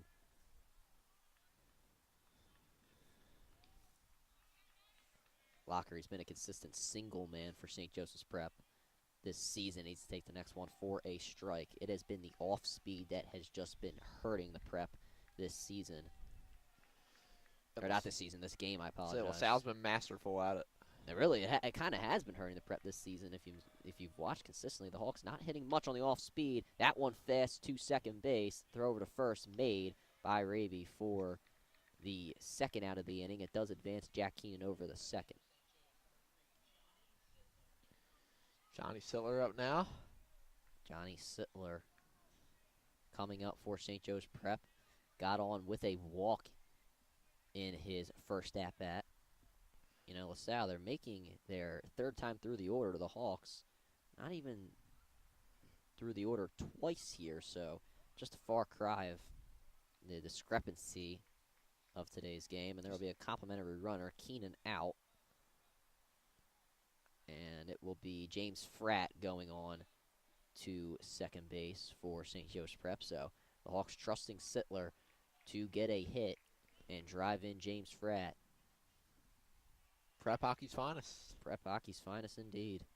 3 runs scored for James Fratt this season. No stolen bases, but we know the speed of him. We saw him gliding around the ice earlier this year, and hopefully we can see him get around the base paths. First pitch to Sittler, high, ball 1. As I mentioned, Sittler on with a walk in his first at-bat. He's looking to possibly get on base again. He's going to need something in play, and he's going to have to get the first base if the Hawks want to get a chance of moving James Fratt to third and even home. Off speed high, called for a ball. Sittler, we've seen him swing it a lot this year. He's chased a couple of times on pitches, but so far, knock on wood if you're at home, he's done a very good job of holding back on swings. That one in the dirt. Fratt, he is going to go to third. I don't even think Borgman sees it. He finally finds it in the dirt. James Fratt gets on to third on a pass ball. And Ryan, I mentioned earlier, there's no guarantee these two teams will see each other again. One of the few sports where that isn't almost a guarantee. We saw it in football for the past few years. These two teams have been guaranteed to play each other. In hockey, they played each other 3 times. Yeah. Lacrosse, another. 4 times, Sam says. I'd have to think in my head, but John Sittler, he gets on first base with a walk. That's his second of the day. Oh, yeah, twice in the regular season, and then once in APAC, once in Players Cup. Right, you're right. Good catch by our producer. Good shot. Good job, Sam. Shout out to our cameraman, Anthony Sorgi. That's why he's the producer. He's got to do some research as well. Yeah.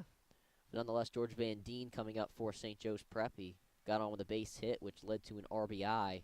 The Hawks got their only run of the game on that hit from George Van Deen, so he will now come up to the plate, and we'll see if he can possibly drive in another. It looks like Danny Matthews is warming up for St. Joe's Prep in the bullpen. First pitch high to Van Deen, called for a ball. And no shock there. We expected to see Matthews in this one. Yeah, I would definitely think so. Matthews pitching just against one batter against Archbishop Carroll. Van Deen check swings on that one, and it goes foul. So close. Everyone from LaSalle was about ready to make a play on that one. But ready to pounce. Yeah. And got to give him credit where credit is due. Maybe it's a football term, but 11 hats to the ball. There's only, 9 out here, but you get my point. Yeah. Welsh looking to put the Prep away, avoid a scare. He's been able to do it sometimes thus far. Throw back to first. Sittler in standing. You can take Ryan Sullivan away from football, but you can't take the football out of Ryan Sullivan. Wait, I got to think about that. Okay, yeah, I get it. 1-1 to George Van Deen. Off speed. Gutsy take from the Prep center fielders. It's called for a ball. 66 pitches for Welsh here in 4.2 innings.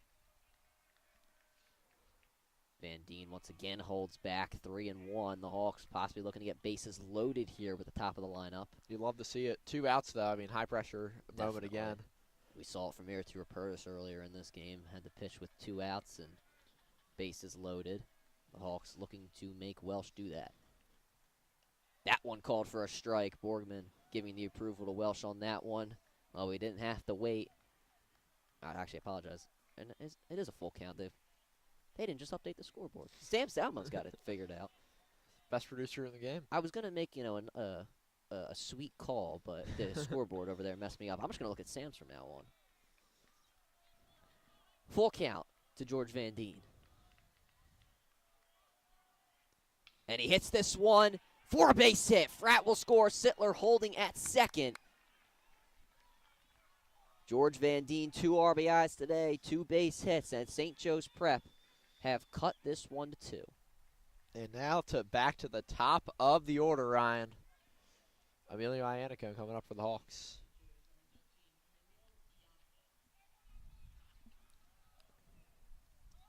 So James Fratt getting that run for the Hawks.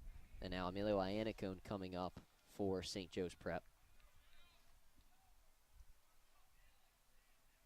One man in scoring position for the Hawks. Sittler on second, Van Deen on first.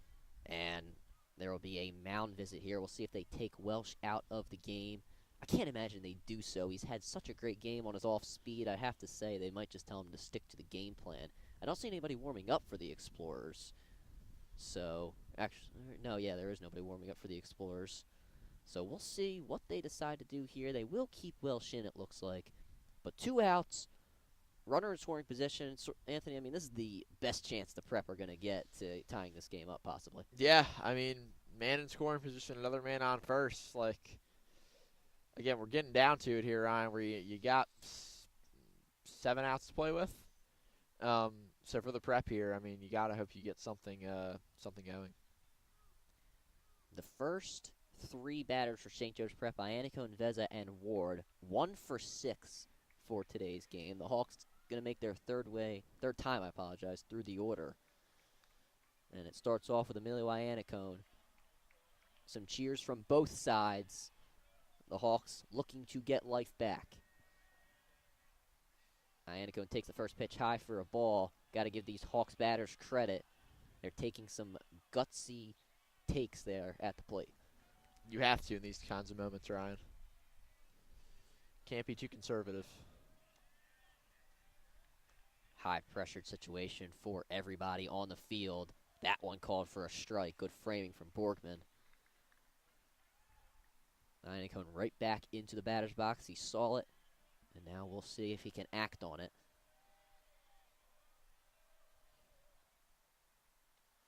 Another high ball. 2-1. Emilio Iannico this season has been the guy the Hawks have wanted up at the plate in these types of situations. A .528 on base percentage for the Hawks starting catcher. That one high, and it will go past Borgman. Both runners stealing. Throw down to third. Sittler in safely, and he will hold at third even. He wanted to go. Yeah, he definitely wanted to go. I can definitely tell you that Coach Connolly down over at third was telling him to hold. Don't go. Van Deen into second on the pass ball, so now both runners in scoring position. It's a 3-1 count to Emilio Iannico. If there's a moment for Iannico to step up, Ryan, it is right now. No doubt about it, Sorgi. Here we go. 3-1. Iannico calls time. Probably the best thing to do here. He probably felt the pressure a little bit in the moment.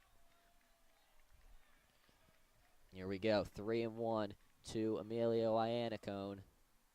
Outside ball 4. Emilio Iannico draws his 7th walk of the season, and bases are now loaded for Pat Veza. Pat Veza, he's gotten a single today, looking to deliver again with 2 outs for the Hawks.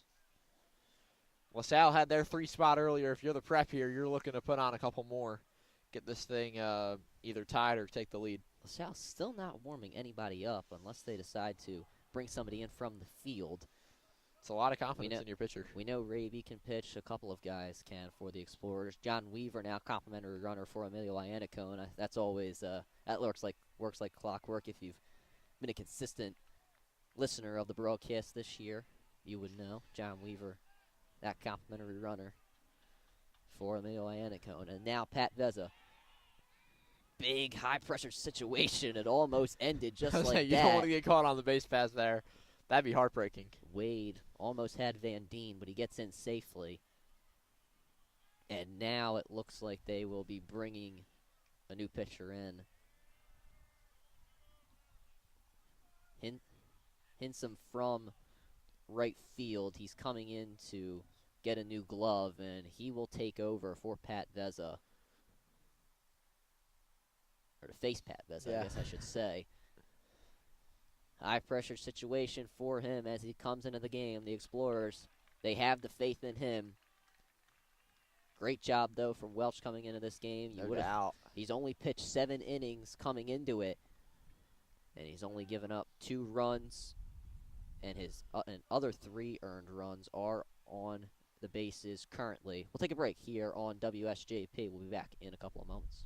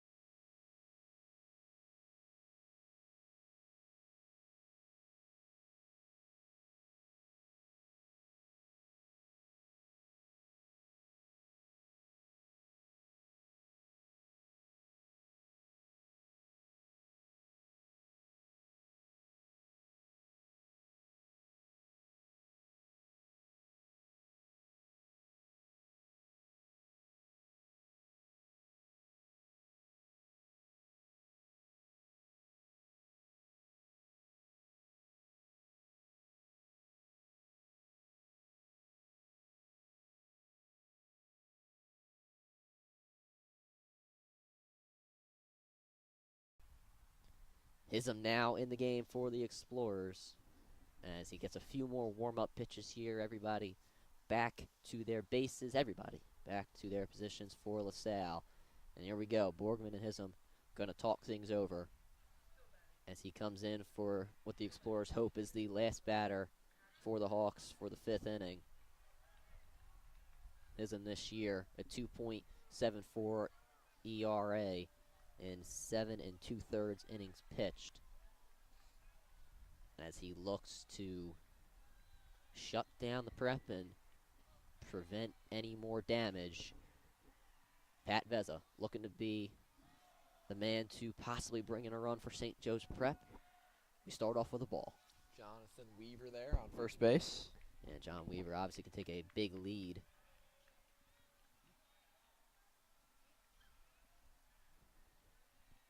High intensity moment. Vezza fouls this one off. He just sent that the other way. Schmidt moving over to right field for the Explorers. It'll be Ward who goes to center. So some changes in the field for LaSalle. 1-1 to Pat Vezza. That one high again, 2-1. Vezza and Hism just exchanged a ball and a strike.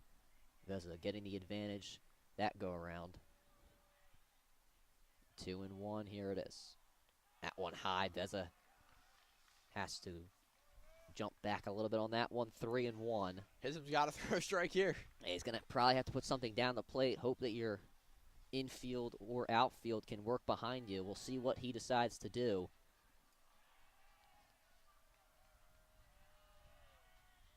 And step off the mound. That was a risky throw over to third. It was almost not secured.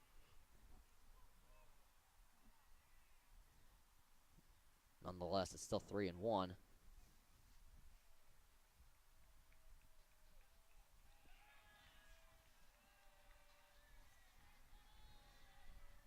High-pressured moment. You can feel it up here on this hill as well as Veza fouls this one off. Now a full count, and if there was high pressure before, it certainly is now. The LaSalle lacrosse Yeah, team's got to watch out. It looks like they just got done their game. Be interesting to see what the score to that was. I assume LaSalle took the win there.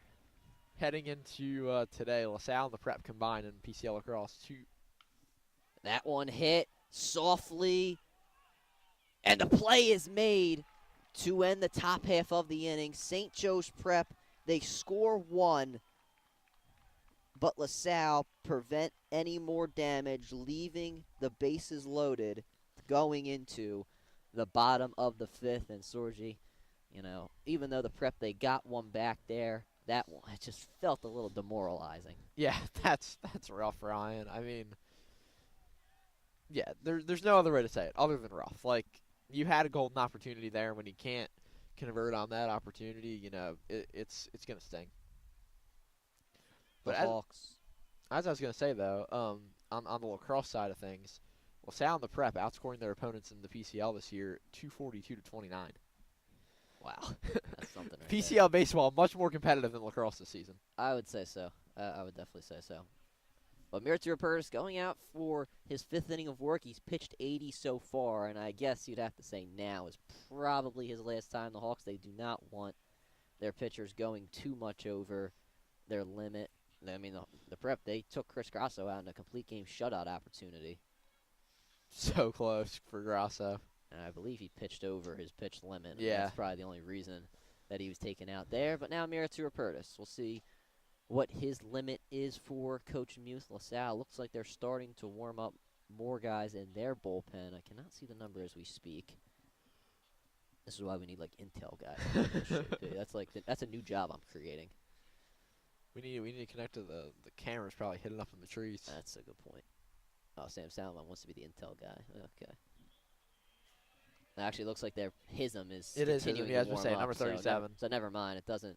Nobody new looks like is going to be coming in for LaSalle.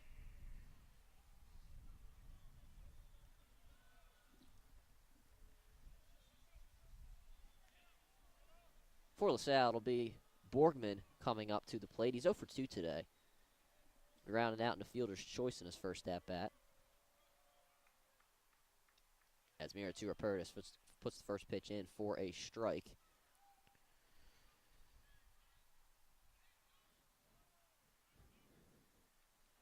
Mirature Purtis, not getting off to the greatest start, but has been solid in the last couple of innings.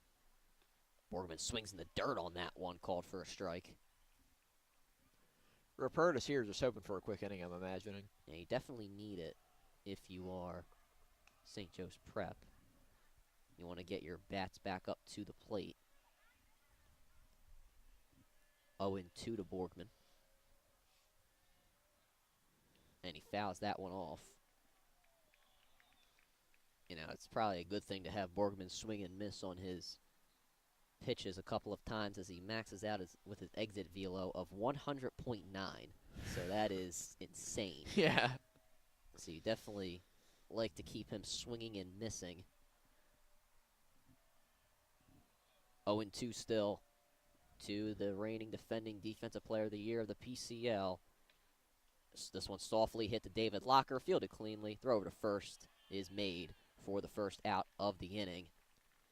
And if you're Mirature Purtis, that's what you needed. Just 4 pitches in that at-bat to start things off. Raby now up for the Explorers. He's 1 for 2 today with a base hit. Yeah, I mean, LaSalle offensively with overall, solid day. When you're pitching, or when you're hitting against St. Joe's Prep, you're not going to expect to have maybe the stats that they've had against some of the bottom feeders of the PCL. But overall, still, being able to put up 4 runs against Rupertus has been impressive. First pitch starting out with a strike for Mirature Purtis.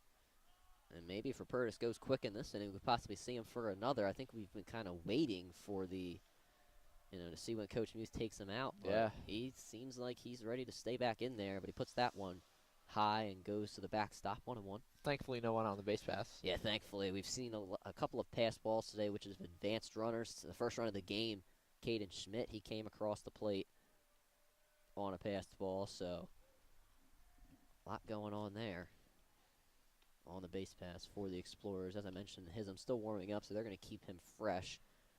They'll keep him in for another. That one inside called for a strike. 1-2 now from here to Rapertis. He has 6 strikeouts today. Taking his time on the mound. Iannacone shifts to his right. Rapertis putting Raby away with a strike. He stays in the batter's box for a moment, not liking the call, but Miritu Rapertis getting his 7th strikeout today. He stood there for a good moment. I was about to say, he was in shock. But Wade, 2 outs here. Wade now up, had an RBI triple in his first at-bat, and got on with a hit by pitch earlier as well. So Wade has been on the base pass a lot here today. He looks to get on once again. Prep outfielders communicating something. Mandine out there in center. First pitch, another strike for Miritu Rapertis. He's been putting it down the plate so far. Hism comes out of the bullpen for the Explorers.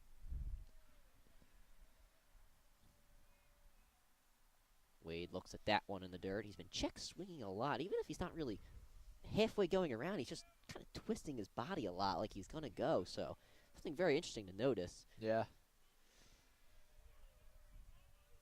1-1 for Miritu Rapertis. Wade, another one of those check swings, but it's called for a strike. 1-2. 90th pitch of the day coming for the St. Bonnie's commit. Shout out Mr. Burns. He is listening. He is. 1-2, and Wade calls time. Not sure if he got something in his eye. I don't know. Maybe kind of tending towards his head area. I gotta say, Ryan, it's getting chilly. It is. You know, our cameraman Anthony Correa said almost May. May's gonna be on Friday. I mean, we had polos at school a couple weeks ago. Yeah. Things seem to be looking up for the weather, but it's just been such a cold year. So it has and been. I don't like it. I can say that the nights on the phone of you freezing to death in South Philadelphia. Yeah, it's been fun. It's been fun. It's all right though. It's all right. We're gonna, the summer's approaching quickly. May is coming. May is in 2 days. We're gonna make it work. It's gonna be all right. We're gonna make it. Next thing you know, it's gonna be sitting at Memorial Day weekend and a sunny, gorgeous day for the PCL championship. Yep. Hopefully the Hawks will be there when it's all said and done in the semifinals. Playoffs just coming in a couple of weeks here, in about 3 weeks' time for both lacrosse and baseball. The Hawks looking to be prime contenders for the PCL championship. Miritu Rapertis puts Wade away. 2nd straight strikeout. And that will do it for the 5th inning. Miritu Rapertis goes 2 innings without giving up a run, but it's still 4-2 LaSalle as we go to the 6th here on WSJP.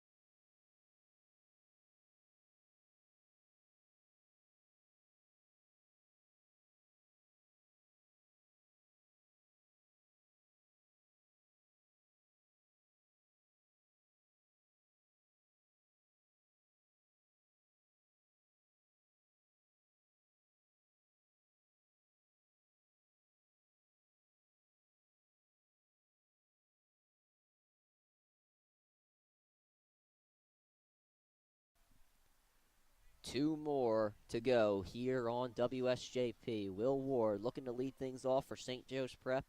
He's 0 for 2 today. He's also struck out once. But now the Hawks look to put that all behind them. After scoring a run last inning, they left the bases stranded. But we'll see if they can possibly bring in one more. First pitch for a strike called against Will Ward. That one on the outside, and the Hawks being just very, very picky on what they're swinging at. It's been to their benefit a couple of times, but Will Ward swings at that one to his detriment for a strike. You can't really see it from our angle here, Ryan, but very scenic view we have. Yeah, it's actually very nice. I haven't even really looked at it. Ward hits that one down the third base line, and it gets through for a hit. So Will Ward gets his first hit of the ball game, and the Hawks have a man on with no outs with Chris Grasso coming to the plate. Big one from Ward there, but I mean, if there's like a fall ball game here with the foliage out here, it'd be great. Great. That would be WSJP worthy yes, broadcast for. Not much fall sports played out on Ward Field though. No, that is true. That is very or true. the field next door, lacrosse is playing. I mean, all you got is soccer over on Flannery Field. Hey, I mean, they got a bunch of fields. They do. Grasso takes the first pitch for a strike. Good framing from Borgman. I think JV's playing right now. Or JV or freshman. One of the two's playing, I think, right now. Freshman. Thank you, Sam. Yeah. Playing it right now here at LaSalle. 0-1 now to Chris Grasso. And he hits that one for a base hit. Just got through. LaSalle's outfield and infield today have been great, so give me a bit of patience on that one when calling the hit. Chris Grasso gets on now, 2 on with 2 outs. Leading run at the plate. That leading run is Danny Matthews for St. Joe's Prep. 2 on, no out. Or 2 on. That's what I said. 1 out? 2. Oh, I said 2 outs. There's been a couple of times that's happened, so you get my point. Will Ward coming out for a complimentary runner.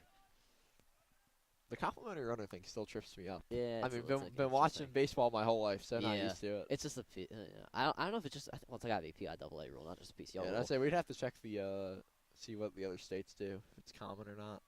Mike Falcone going to be that complimentary runner. He scored 2 this year for St. Joe's Prep.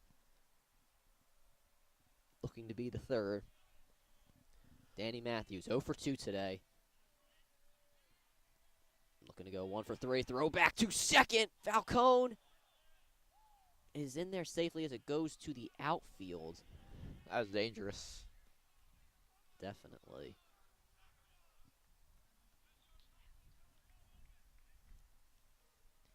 But back to the mound and the plate. Danny Matthews has to be the man here for St. Joe's Prep. Still no outs in the inning, though I thought it was 2 outs. Or I said it was 2 outs, whatever.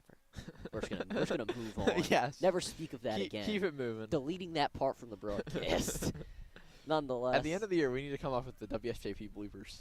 There's definitely a lot of them. Sam does not want that. I don't think any of us want that. Once again, Hism stepping off the mound there. We've not been able to get an opportunity to see the first pitch. To be fair, I once said that Will Vokalos had 120 receiving yards in a game. Well, that wasn't. I'll give you credit there, it's because it wasn't really your fault. That's a stat sheet. Yeah, that was a stat sheet error. I don't know. The fact that you remember that being a stat sheet, excuse me, error. You know what? I only remember the bad things sometimes. That's my problem. I need to start remembering the good things. Hopefully, one of those good things here could be a Danny Matthews single. And now we'll get a mound visit here. I mean, it just seems to be impossible to get a first pitch.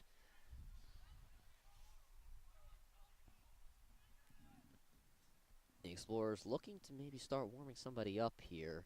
Nobody currently warming up. No catcher in the bullpen for the Explorers. So we'll see if that changes in a few moments. Maybe trying to buy themselves time.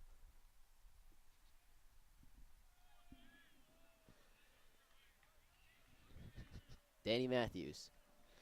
0 for 2 today, as I mentioned, and here we go. There's the first pitch, and he's going to bunt, and it's a good one down the third base line, and he will get on to first base successfully. Everybody's safe.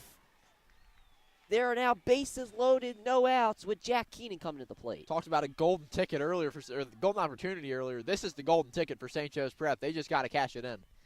We saw bases loaded earlier for the Hawks. They could not bring in any runs. They look to change that here. Jack Keenan up, 1 for 2 today with a single. Nobody has gotten an extra base hit today for the Hawks, and we'll see if that will do it for Hism today, or if this will just be a mound visit. I assume from now it'll be a mound visit. The Explorer's not warming anybody up. It looks like they're starting to get somebody ready. He does not have his warm-up jacket off, so it's not me just not seeing the number this go around. And Keenan, a Chestnut Hill College signee. Yeah, that's. I think didn't we pass Chestnut Hill? I say I mean, not very far from here. Yeah, I was gonna say we're kind of in the neighborhood, and I gotta say, Ryan, I mean, next year when we're at the new prep park, we won't be far from Chestnut Hill College. That's true. So maybe Jack Keenan can catch a couple of games. I mean, it's gonna be in the same season. You know, all the seasons are the same. I mean, talking to the guys of the class of 26. Timmy Comey and I from St. Joe's Prep soccer captain. Yeah.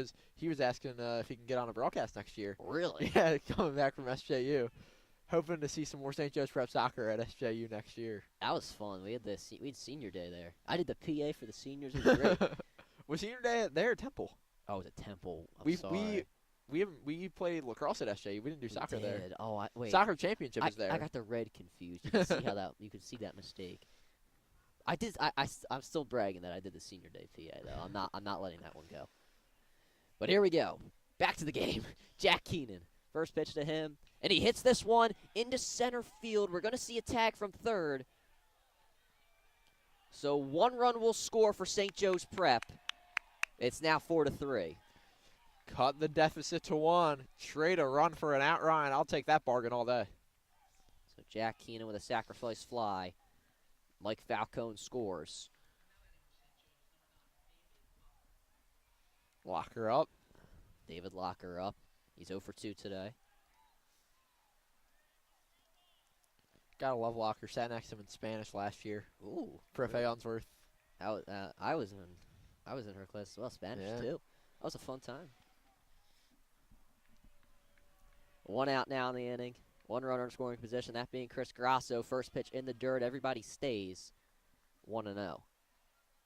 I do think if you're Explorers, though, Sorgi, it's good to just get that runner off third base. No Even doubt. if you have to give up a run, you're still up by 1.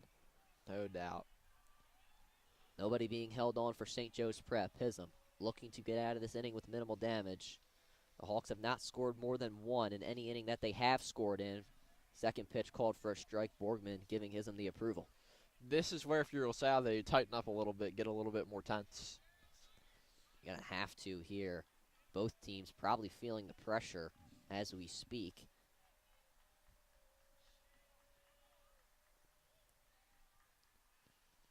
That one hit through for a base hit. Grasso, he is going to round third. He is coming into the plate, and he will be safe. St. Joe's Prep have tied this one up. What a moment for St. Joe's Prep. From down 3-0, it felt like all hope was lost. The Prep with 3 in the last 2 innings, looking to take the lead here. And it will be Johnny Sittler, the senior, to step up to the plate. Matthews on second, Locker on first. Johnny Sittler got on with 2 walks today, and he takes the first pitch for a strike. And again, the Prep, golden ticket. They're in the process of punching it in. They don't have it quite through. You want to see them take the lead here. You definitely want to see them take the lead with the momentum on their side currently. Sittler swings through that one. It was fouled off as it went past Borgman. So now a quick 0-2 to Sittler. That's the thing, Ryan. I mean, you have momentum only as long as you can keep it. And That is true. if LaSalle comes in and gets a couple guys on in the next inning, it's not going to be the, still a little bit of a tense place to be. Sittler, he's held back on a lot of swings today, but now down 0-2. Hism looking Matthews back, and Sittler takes strike 3. Sittler didn't like that one. Not liking that one at all. Sittler goes down for an out for the first time today. George Van Deen now up for St. Joe's Prep. He's 2 for 2 today with 2 base hits and 2 RBIs. And as soon as he stepped into the box, the LaSalle outfield immediately moved back. Yeah, there you go. I mean, George Van Deen being shown a lot of respect here today. That one in the dirt. Everybody's staying where they are. It's 1-0. Good stop there by Borgman. Borgman, I mean, I feel like we can't emphasize enough why he is the Defensive Player of the Year. Definitely can make an argument for a back-to-back for him.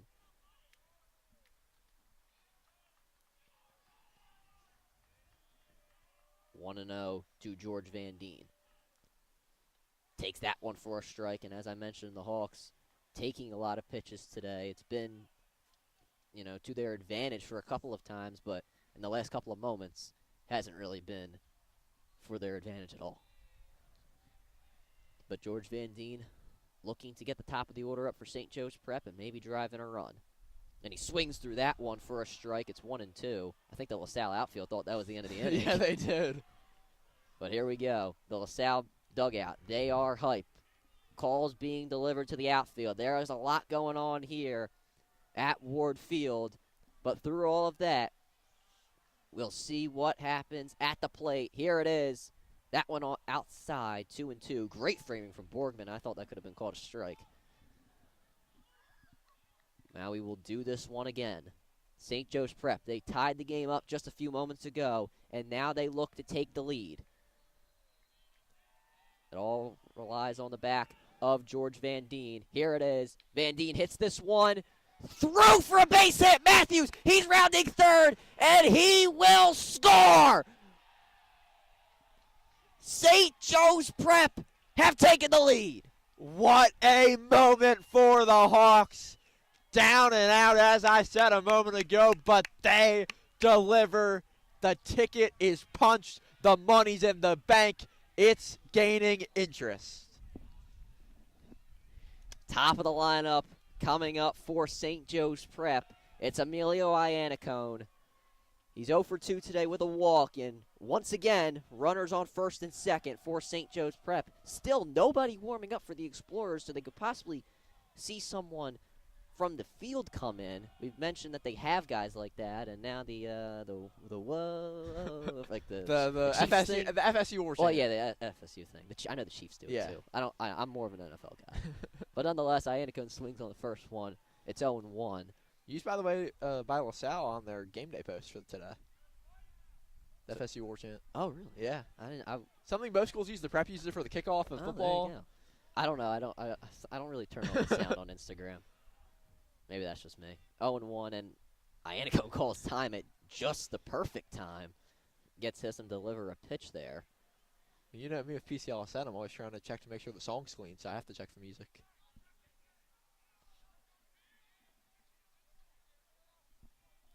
Confusion here in the booth. I think it's 0. I thought it was 0-1, but they have 1-1 up there. So here's a throw to second. In there safely was David Locker. Sigh of relief from Ryan Sullivan. That was close there. You saw Ravy he was at the bag, and Locker, I mean, give him credit where credit is due. He slid in at the nick of time.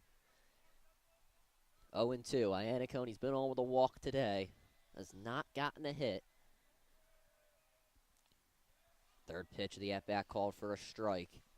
Hism with 28 pitches now today. It's 1-2 to Emilio Iannicone. The Hawks looking to get an insurance run here in the top of the 6th. And Iannicone swings and misses on that one. Strike 3. But St. Joe's Prep have taken the lead here at LaSalle College High School. The Explorers, they look to respond. Sorgi, what an inning for St. Joe's Prep. What an inning indeed. The Prep there responding with a 3-spot of their own, giving LaSalle a taste of their own medicine while getting the lead here, 5-4 for the Prep. But now for the Hawks, you got to finish. And look who's right back out there on the mound. Mirror to Rupertus. It's a lot of trust from Coach Muth. Miritu Rupertus, 92 pitches today. Sorgi, I mean, you can't really expect Miritu Rupertus to go over 100 pitches here. The No. Hawks, I don't think they would want to do that. While this game is big and it gets you first place in the PCL and possibly the number 1 overall seed when it's all said and done, you got to think about the future here. Yeah, and I mean, I wouldn't expect Miritu to throw obviously on Saturday. The prep with No. a nice little few days before their next game, but you don't want to throw his arm out, too much today. No, I would highly doubt Miritu was even thought about the throw on Saturday. The Hawks taking on Mount Vernon Prep this Saturday. Dom Camp and I on the call for that one. I think this is Dom Camp's first baseball game of the year. Yeah, it is. Yeah. How about that? The senior slide of not going to games continues. Those seniors, they just spring season comes, they're all in the college. I think they can just abandon us, upperclassmen and underclassmen. I trust it won't happen next year with you. Oh no, never. I could never abandon it.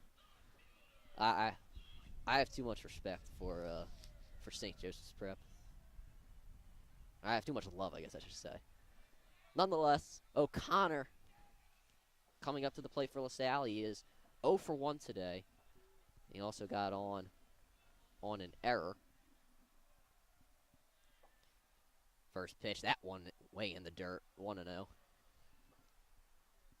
LaSalle looking to tie or possibly take the lead. If they can take the lead, the Hawks would only have one more chance before this game could end.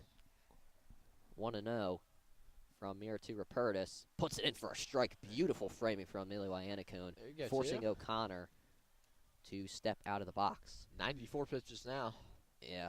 We'll see how many batters Miritu faces. Nobody warming up for St. Joe's Prep, so you'd have to imagine it could be Danny Matthews or George Van Deen coming in. Beautiful pitch from Miritu. Gets O'Connor to swing and miss on that one. It's 1-2. Miritu Rupertus, he is locked in. If you can see him on the right of your screen, he has not moved a bit. 1-2. Miritu Rupertus will have to wait as O'Connor steps out of the batter's box. Here we go again. It's cloudy at LaSalle College High School. It's cold. Miritu Rupertus can't put it in there. 2-2. So close. That was so close indeed. Well, we don't have the best angle, but just from the side of the crowd. That is true. Umpire way closer than we are. 2-2. Miritu Rupertus. As I mentioned, it's cold. It could be affecting everybody. But here we go. Miritu Rupertus has this one fouled off.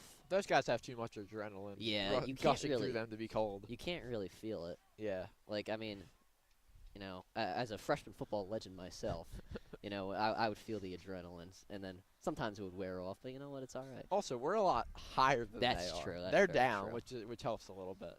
Yeah, but we were just talking about the cold a few moments ago. And Miritu Rupertus puts this one high. It's a full count here. Now, if you're Coach Muth, it's going to be a struggle here to see if you can keep in Miritu Rupertus for another batter, whether he gives this one up or strikes him out. Now you see the FSU chants from the LaSalle bench mocking St. Joseph's Prep. Full count, high, ball 4. LaSalle did it earlier in the game. Oh, they did? They did it. They've done it every time they score. I think it goes both sides. Oh, fair enough. There are a lot of things that these schools trade. We trade Sweet Caroline. That's true. There are plenty of things within the rivalry that is. For as much of a rivalry this is, sometimes we make those similarities. We are very similar. The two schools are much more similar than different. That is very true. That's what I think makes the rivalry so as big as it is because of, it's the two best all-boys schools in the area. Yeah. Two best schools in the area, you could argue. I don't think there's another school out there that's on the level of St. Joseph's Prep. I think the South a little below. Yeah, I would agree. Maybe we got to ask some South people. I don't know. Miritu Rupertus, he will face another batter. Bunt being shown by Hism. That one, a ball. So LaSalle looking to possibly exchange an out for a base runner over in scoring position. 1-0 to Hism.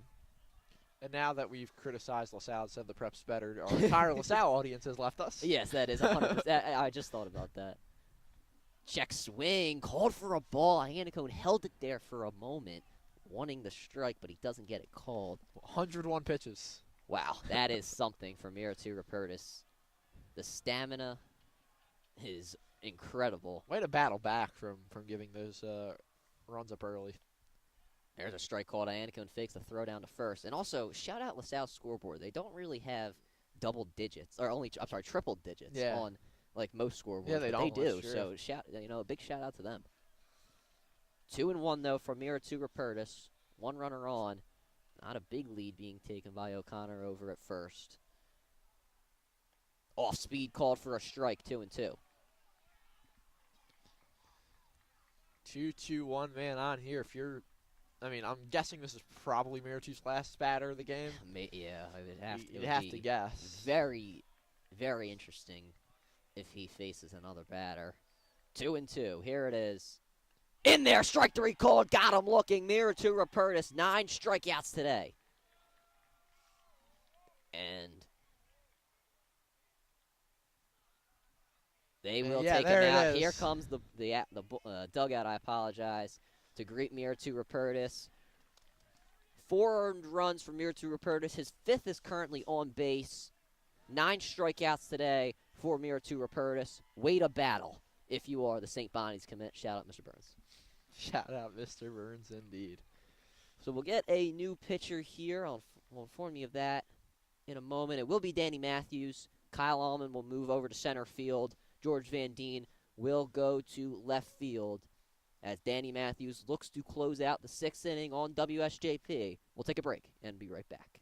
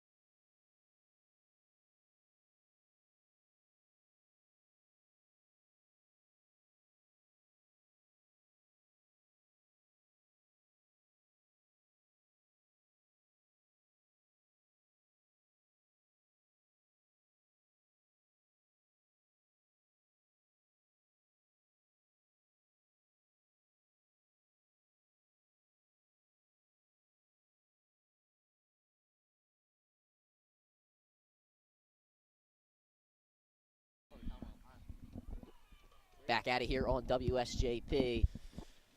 Danny Matthews into the game for St. Joe's Prep. Wambold and Cortez are the next 2 batters. Schmidt at that second hole slot here today. This one hit high. It will go out of play, foul. And it'll actually hit the top of the shed. The shed, yeah. So Will Ward was ready to run through a brick wall there. I'm from South Philly, but I know what a shed is. 0-1 now. There's a couple sheds at FDR Park. Well, I have a shed myself. Oh, really? So there you go. In my backyard. Sam, you surprised about that? Yeah, okay. Backyards in South Philly, that's a rare occurrence. Yeah, it is. But it's like a little square. Yeah. 0-1. Strike called there. Danny Matthews puts it on the inside. It's 0-2. Good old Delaware County. We're very familiar with sheds. Yeah. Lots of space. O'Connor, not a big lead off of first. Throwback to first. Surprising there from Danny Matthews. 0-2 is the count. Matthews looking to get his first out of the inning and the second out total. 0-2. Swing and a miss. Danny Matthews puts Wambled away. 10 total strikeouts for the Hawks today, combined between Matthews and Rupertus. Danny gets his first of the game. Top of the order now, so it doesn't get any easier for St. Joe's Prep. Here comes Cortez. He's 1 for 3 today with a base hit, and he most recently hit that base hit in his last at-bat. High-pressure moments, Ryan. High-pressured moments indeed for both teams. First pitch in the dirt. It goes to the backstop. And here we go. We're still going to get a throw down to second, but the short throw will be a bit too short. O'Connor in on the passed ball. So now there's a runner in scoring position with 2 outs. It couldn't get any more intense than this. Danny Matthews, though, this season on the mound, a .88 ERA, 3 runs given up, 8 hits, and 16 innings pitched. 17 strikeouts on the year for Danny Matthews. That one off speed, called for a strike. And Ryan, when we talk about like in the MLB, if it's like a big game in August and crowds loud, we talk about how it has that October type of feel. Yeah. That's what this has. This definitely has, except not the crowd, though. That's the problem. This one hit hard into center field, and it will get through for a base hit. It'll get to the gap. Allman sliding for it. That will score 1. Cortez holds at second. We are all tied up. So the Prep put their money in the bank. LaSalle matching the Prep's amount there. 5-all. 5-all. Caden Schmidt now coming to the plate, and if you're the Prep, this is exactly who you don't want coming to the plate. But if you're LaSalle, this is exactly who you want coming to the plate. It couldn't get better than this if you are the Explorers currently. 2 outs. A lot on the line here. Danny Matthews in his stance. Ready to go. Runner on second for the Explorers. We're all tied at 5. First pitch in the dirt. Cortez holding at second. 1-0 to Caden Schmidt. And you have to assume, Sorgi, that the Hawks, they probably don't want to give Caden Schmidt anything to hit. No, absolutely not. You got to be careful when you're facing a guy like Schmidt. Schmidt, he did strike out in his last at-bat, but he also has 2 base hits. And if you're the Prep, I don't think that you want to give him any chance. He's hit the ball more than he's gotten out, and he hits that one there foul. Very tense there for a moment, right? Yes. Yes, definitely. Looks like the freshman baseball yeah, game just ended. Mr. Clinton. Yeah, Mr. Clinton. He's running. He's hustling. He's hustling down there. He saw the score, and he's moving. He's going to be coaching. Maybe if there's maybe if somebody's got to get home, Mr. Clinton can go out and be that third base coach. You never know. Nonetheless, 1-1. LaSalle freshman team's got a John Deere cart moving down. Goodness gracious, they got those coaches rolling. Mamma mia. That pitch in the dirt, though. 2-1 now from Danny Matthews. You can tell a guy's Italian when he says "Mamma mia." Thanks, George. Thank you. I am Italian. Yeah. I'll say that. You, Sam, and I all. That is true. Matthews looking Cortez back at second. That one in for a strike. LaSalle, they hate that call. That was low and inside, but called for a strike nonetheless. It's 2-2 to Caden Schmidt. The Hawks looking to get out of this inning with just 1 run scored. High pressure situation. Sittler shifting over a bit. Locker holding Cortez on at second. Danny Matthews looking Cortez back. Here it is, the 2-2. This one hit to Sittler, and it gets through. Cortez, he's rounding third, and he will score easily. LaSalle have retaken the lead. That is why Caden Schmidt is your MVP of LaSalle, folks. The silence really tells the story, Ryan. They say the best broadcasts have a good amount of silence after the big moment, and I think that's exactly what we just saw there. Tough break for St. Joe's Prep. Really, really tough break. Really tough break. There is no better way to put it, Sorgi. Just when you think the Prep's on top, LaSalle, I mean, they're always going to fight back. That's what this rivalry is. Yeah. And this one on the first pitch, hit past Sittler for a base hit. So now runners on first and second with 2 outs. Now here's where you got to bunker down and not let any other runs up, because if you're the Prep, you at least need to come back in the top of the 7th and obviously tie it if you want a chance here. Clark now 1 for 2 as he got that base hit. And Ryan, don't forget, the last time the Prep beat LaSalle 1,107 days ago, it was in extra innings. Yeah. The Prep's going to need at least one here to get it there. Borgman, he's 0 for 3 today. But LaSalle, they have gotten the momentum right back from St. Joe's Prep. First pitch in for a strike.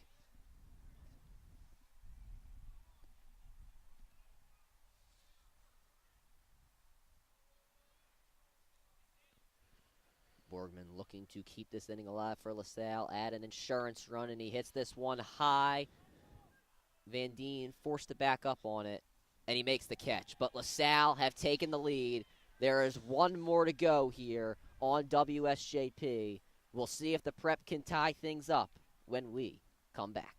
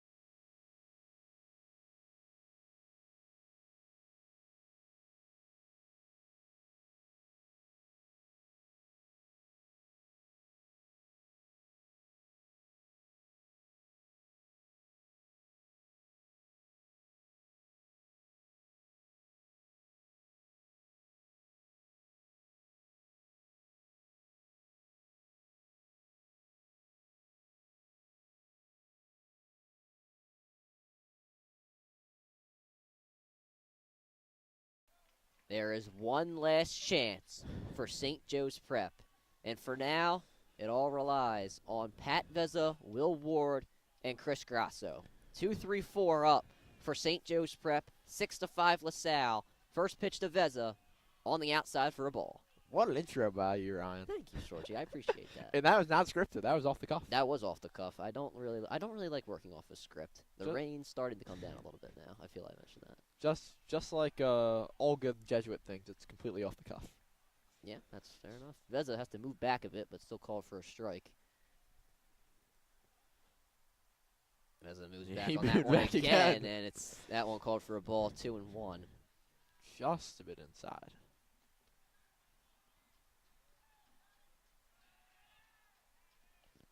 Two and two. In there for a strike once again. Pat Vezza does not want to go down early for the Prep as LaSalle have the momentum. And now a full count. It couldn't get any more intense to start.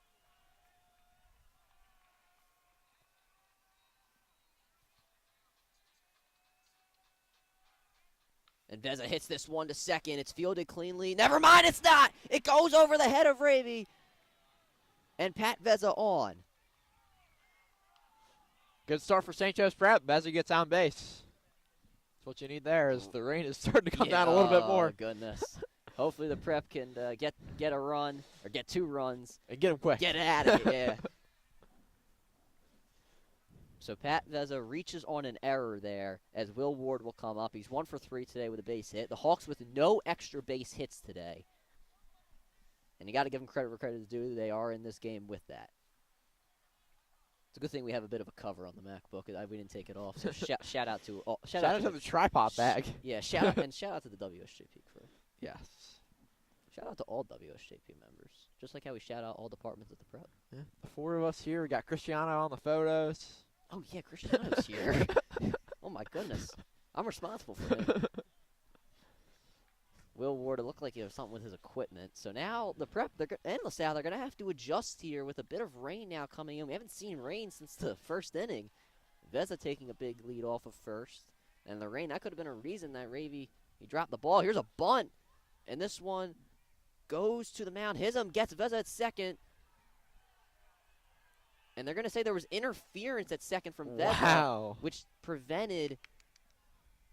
No, Oh, LaSalle's wait. mad. LaSalle's mad. Well, yeah, that's what I'm saying. Yeah. They were saying that there was interference that prevented the throw over to first. And they call Ward out.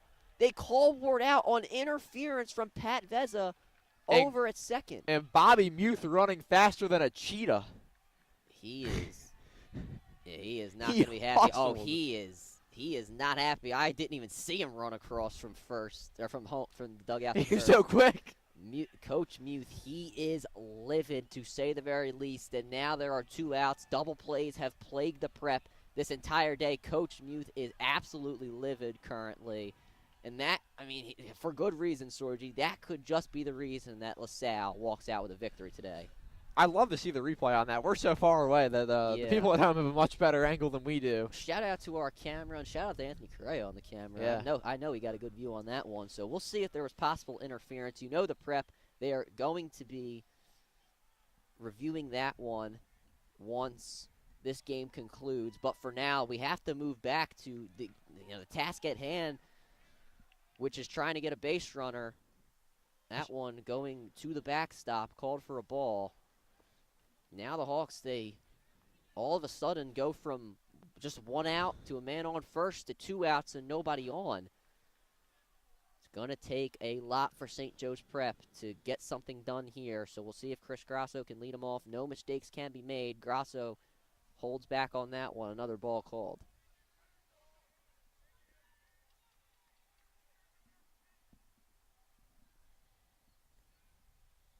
His on 37 pitches here.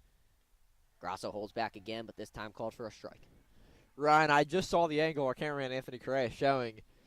I think that I understand where the umps come from there on that call. It could have gone either way. And you hate to see that call for the Prep, but Veza did go in there. The Prep now down to their final strike, 2-2. I think that maybe where, the Prep are coming from, obviously they probably don't think it was interference, but also, it's so late in the game. Exactly, yeah. It's hard to call that. I think that, it wasn't obviously intentional. It's just Veza overslid the bag a little bit. Right. And messed up the fielder there. 2-2 to Chris Grasso. Here's the pitch. Fouled off again. Grasso staying alive. He does it well. We've seen that throughout the season. Yeah, but he's going to have to be flawless here. 2 more balls or a possible base hit will keep the Prep alive in this one. Bench loud for LaSalle. Hawks fans awaiting the outcome. Here it is. That one inside. LaSalle is ready to storm out to the mound. Thought they had the win there, but they'll have to wait at least one more pitch. Full count, 2 outs. Both teams looking to get the win. The Hawks looking to tie. That one inside, ball 4, so the Prep stay alive momentarily with a walk for Chris Grasso. Now the leading run is at the plate. That is true. Danny Matthews at the plate for St. Joe's Prep. He's 1 for 3 today. He got a bunt single earlier in this game. And he looks to keep this game alive for St. Joe's Prep. Nobody warming up for the Explorers, so they have full faith in Hism.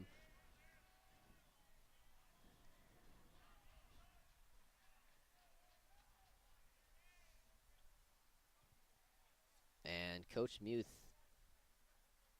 informing of a possible lineup change, substitution change as the LaSalle there.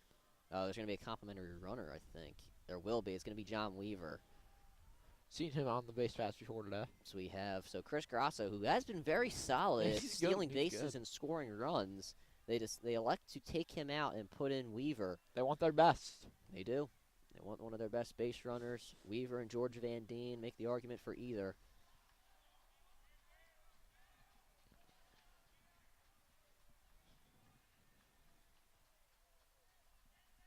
Matthews swings on the first one for a strike. Danny Matthews this season, he does have 3 doubles on the year, so the Hawks probably going to need an extra base hit here to even have a chance of scoring Weaver on first. And Matthews swings through that one again. It's 0-2. The Hawks, they've not had an extra base hit here today. As I mentioned earlier, the Hawks once again down to their final strike. LaSalle, they are hyping their dugout. Clark, very hype over at first. And he will hold John Weaver on for the possible final pitch. LaSalle outfield shifting a bit. Hism looking Weaver back at first. And here it is. Matthews fouls that one off. He's staying alive. Got to stay alive here, Ryan. I mean, one mistake. Like you said, flawless is what the prep had to be, and there's no doubt about it. One mistake and this thing's over. Indeed, one swing and a miss. The game's over. One swing that goes well, the yeah, game's tied. That is true. So it could go either way. The momentum in the favor of the Explorers. The Hawks trying to flip that upside their head as Weaver slides back in safely on the pickoff attempt. That would have been a tough way to lose. Yeah, I was just about to say, that would have been a very interesting way to end the game. LaSalle, though, I'm sure they would take it. The Hawks would probably be very upset if that were to take place. 0-2 to Danny Matthews. That one inside, ball 1. Clark telling Borgman to hold it at home. Weaver stays on first. It's now 1-2. Matthews steps back into the batter's box. Probably the most high-pressured at-bat he's ever had in his St. Joseph's Prep career. And Matthews fouls this one off again. As long as you make contact, it seems like the Hawks will stay alive. Hism trying to prevent that. 47 pitches for him on the day. Yeah, he has thrown a lot. LaSalle only going to 2 pitches. The Hawks did as well when Danny Matthews came out to the mound. Outfield moves back. Outfield moving back. 1-2. That one high, ball 2. Matthews, it looked like he wanted to go around, but he holds back 2-2. Sigh of relief. Sigh of relief indeed. Everybody can take a, breath out. Now you got to take a deep breath in once again for both teams, that being 2-2.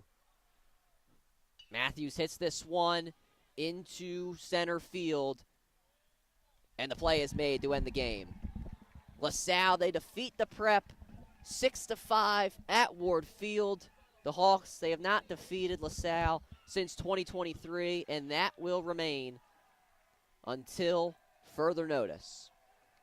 The Hawks today, they did have 9 hits. They overall had a better team batting average than the Explorers, but not able to get the win.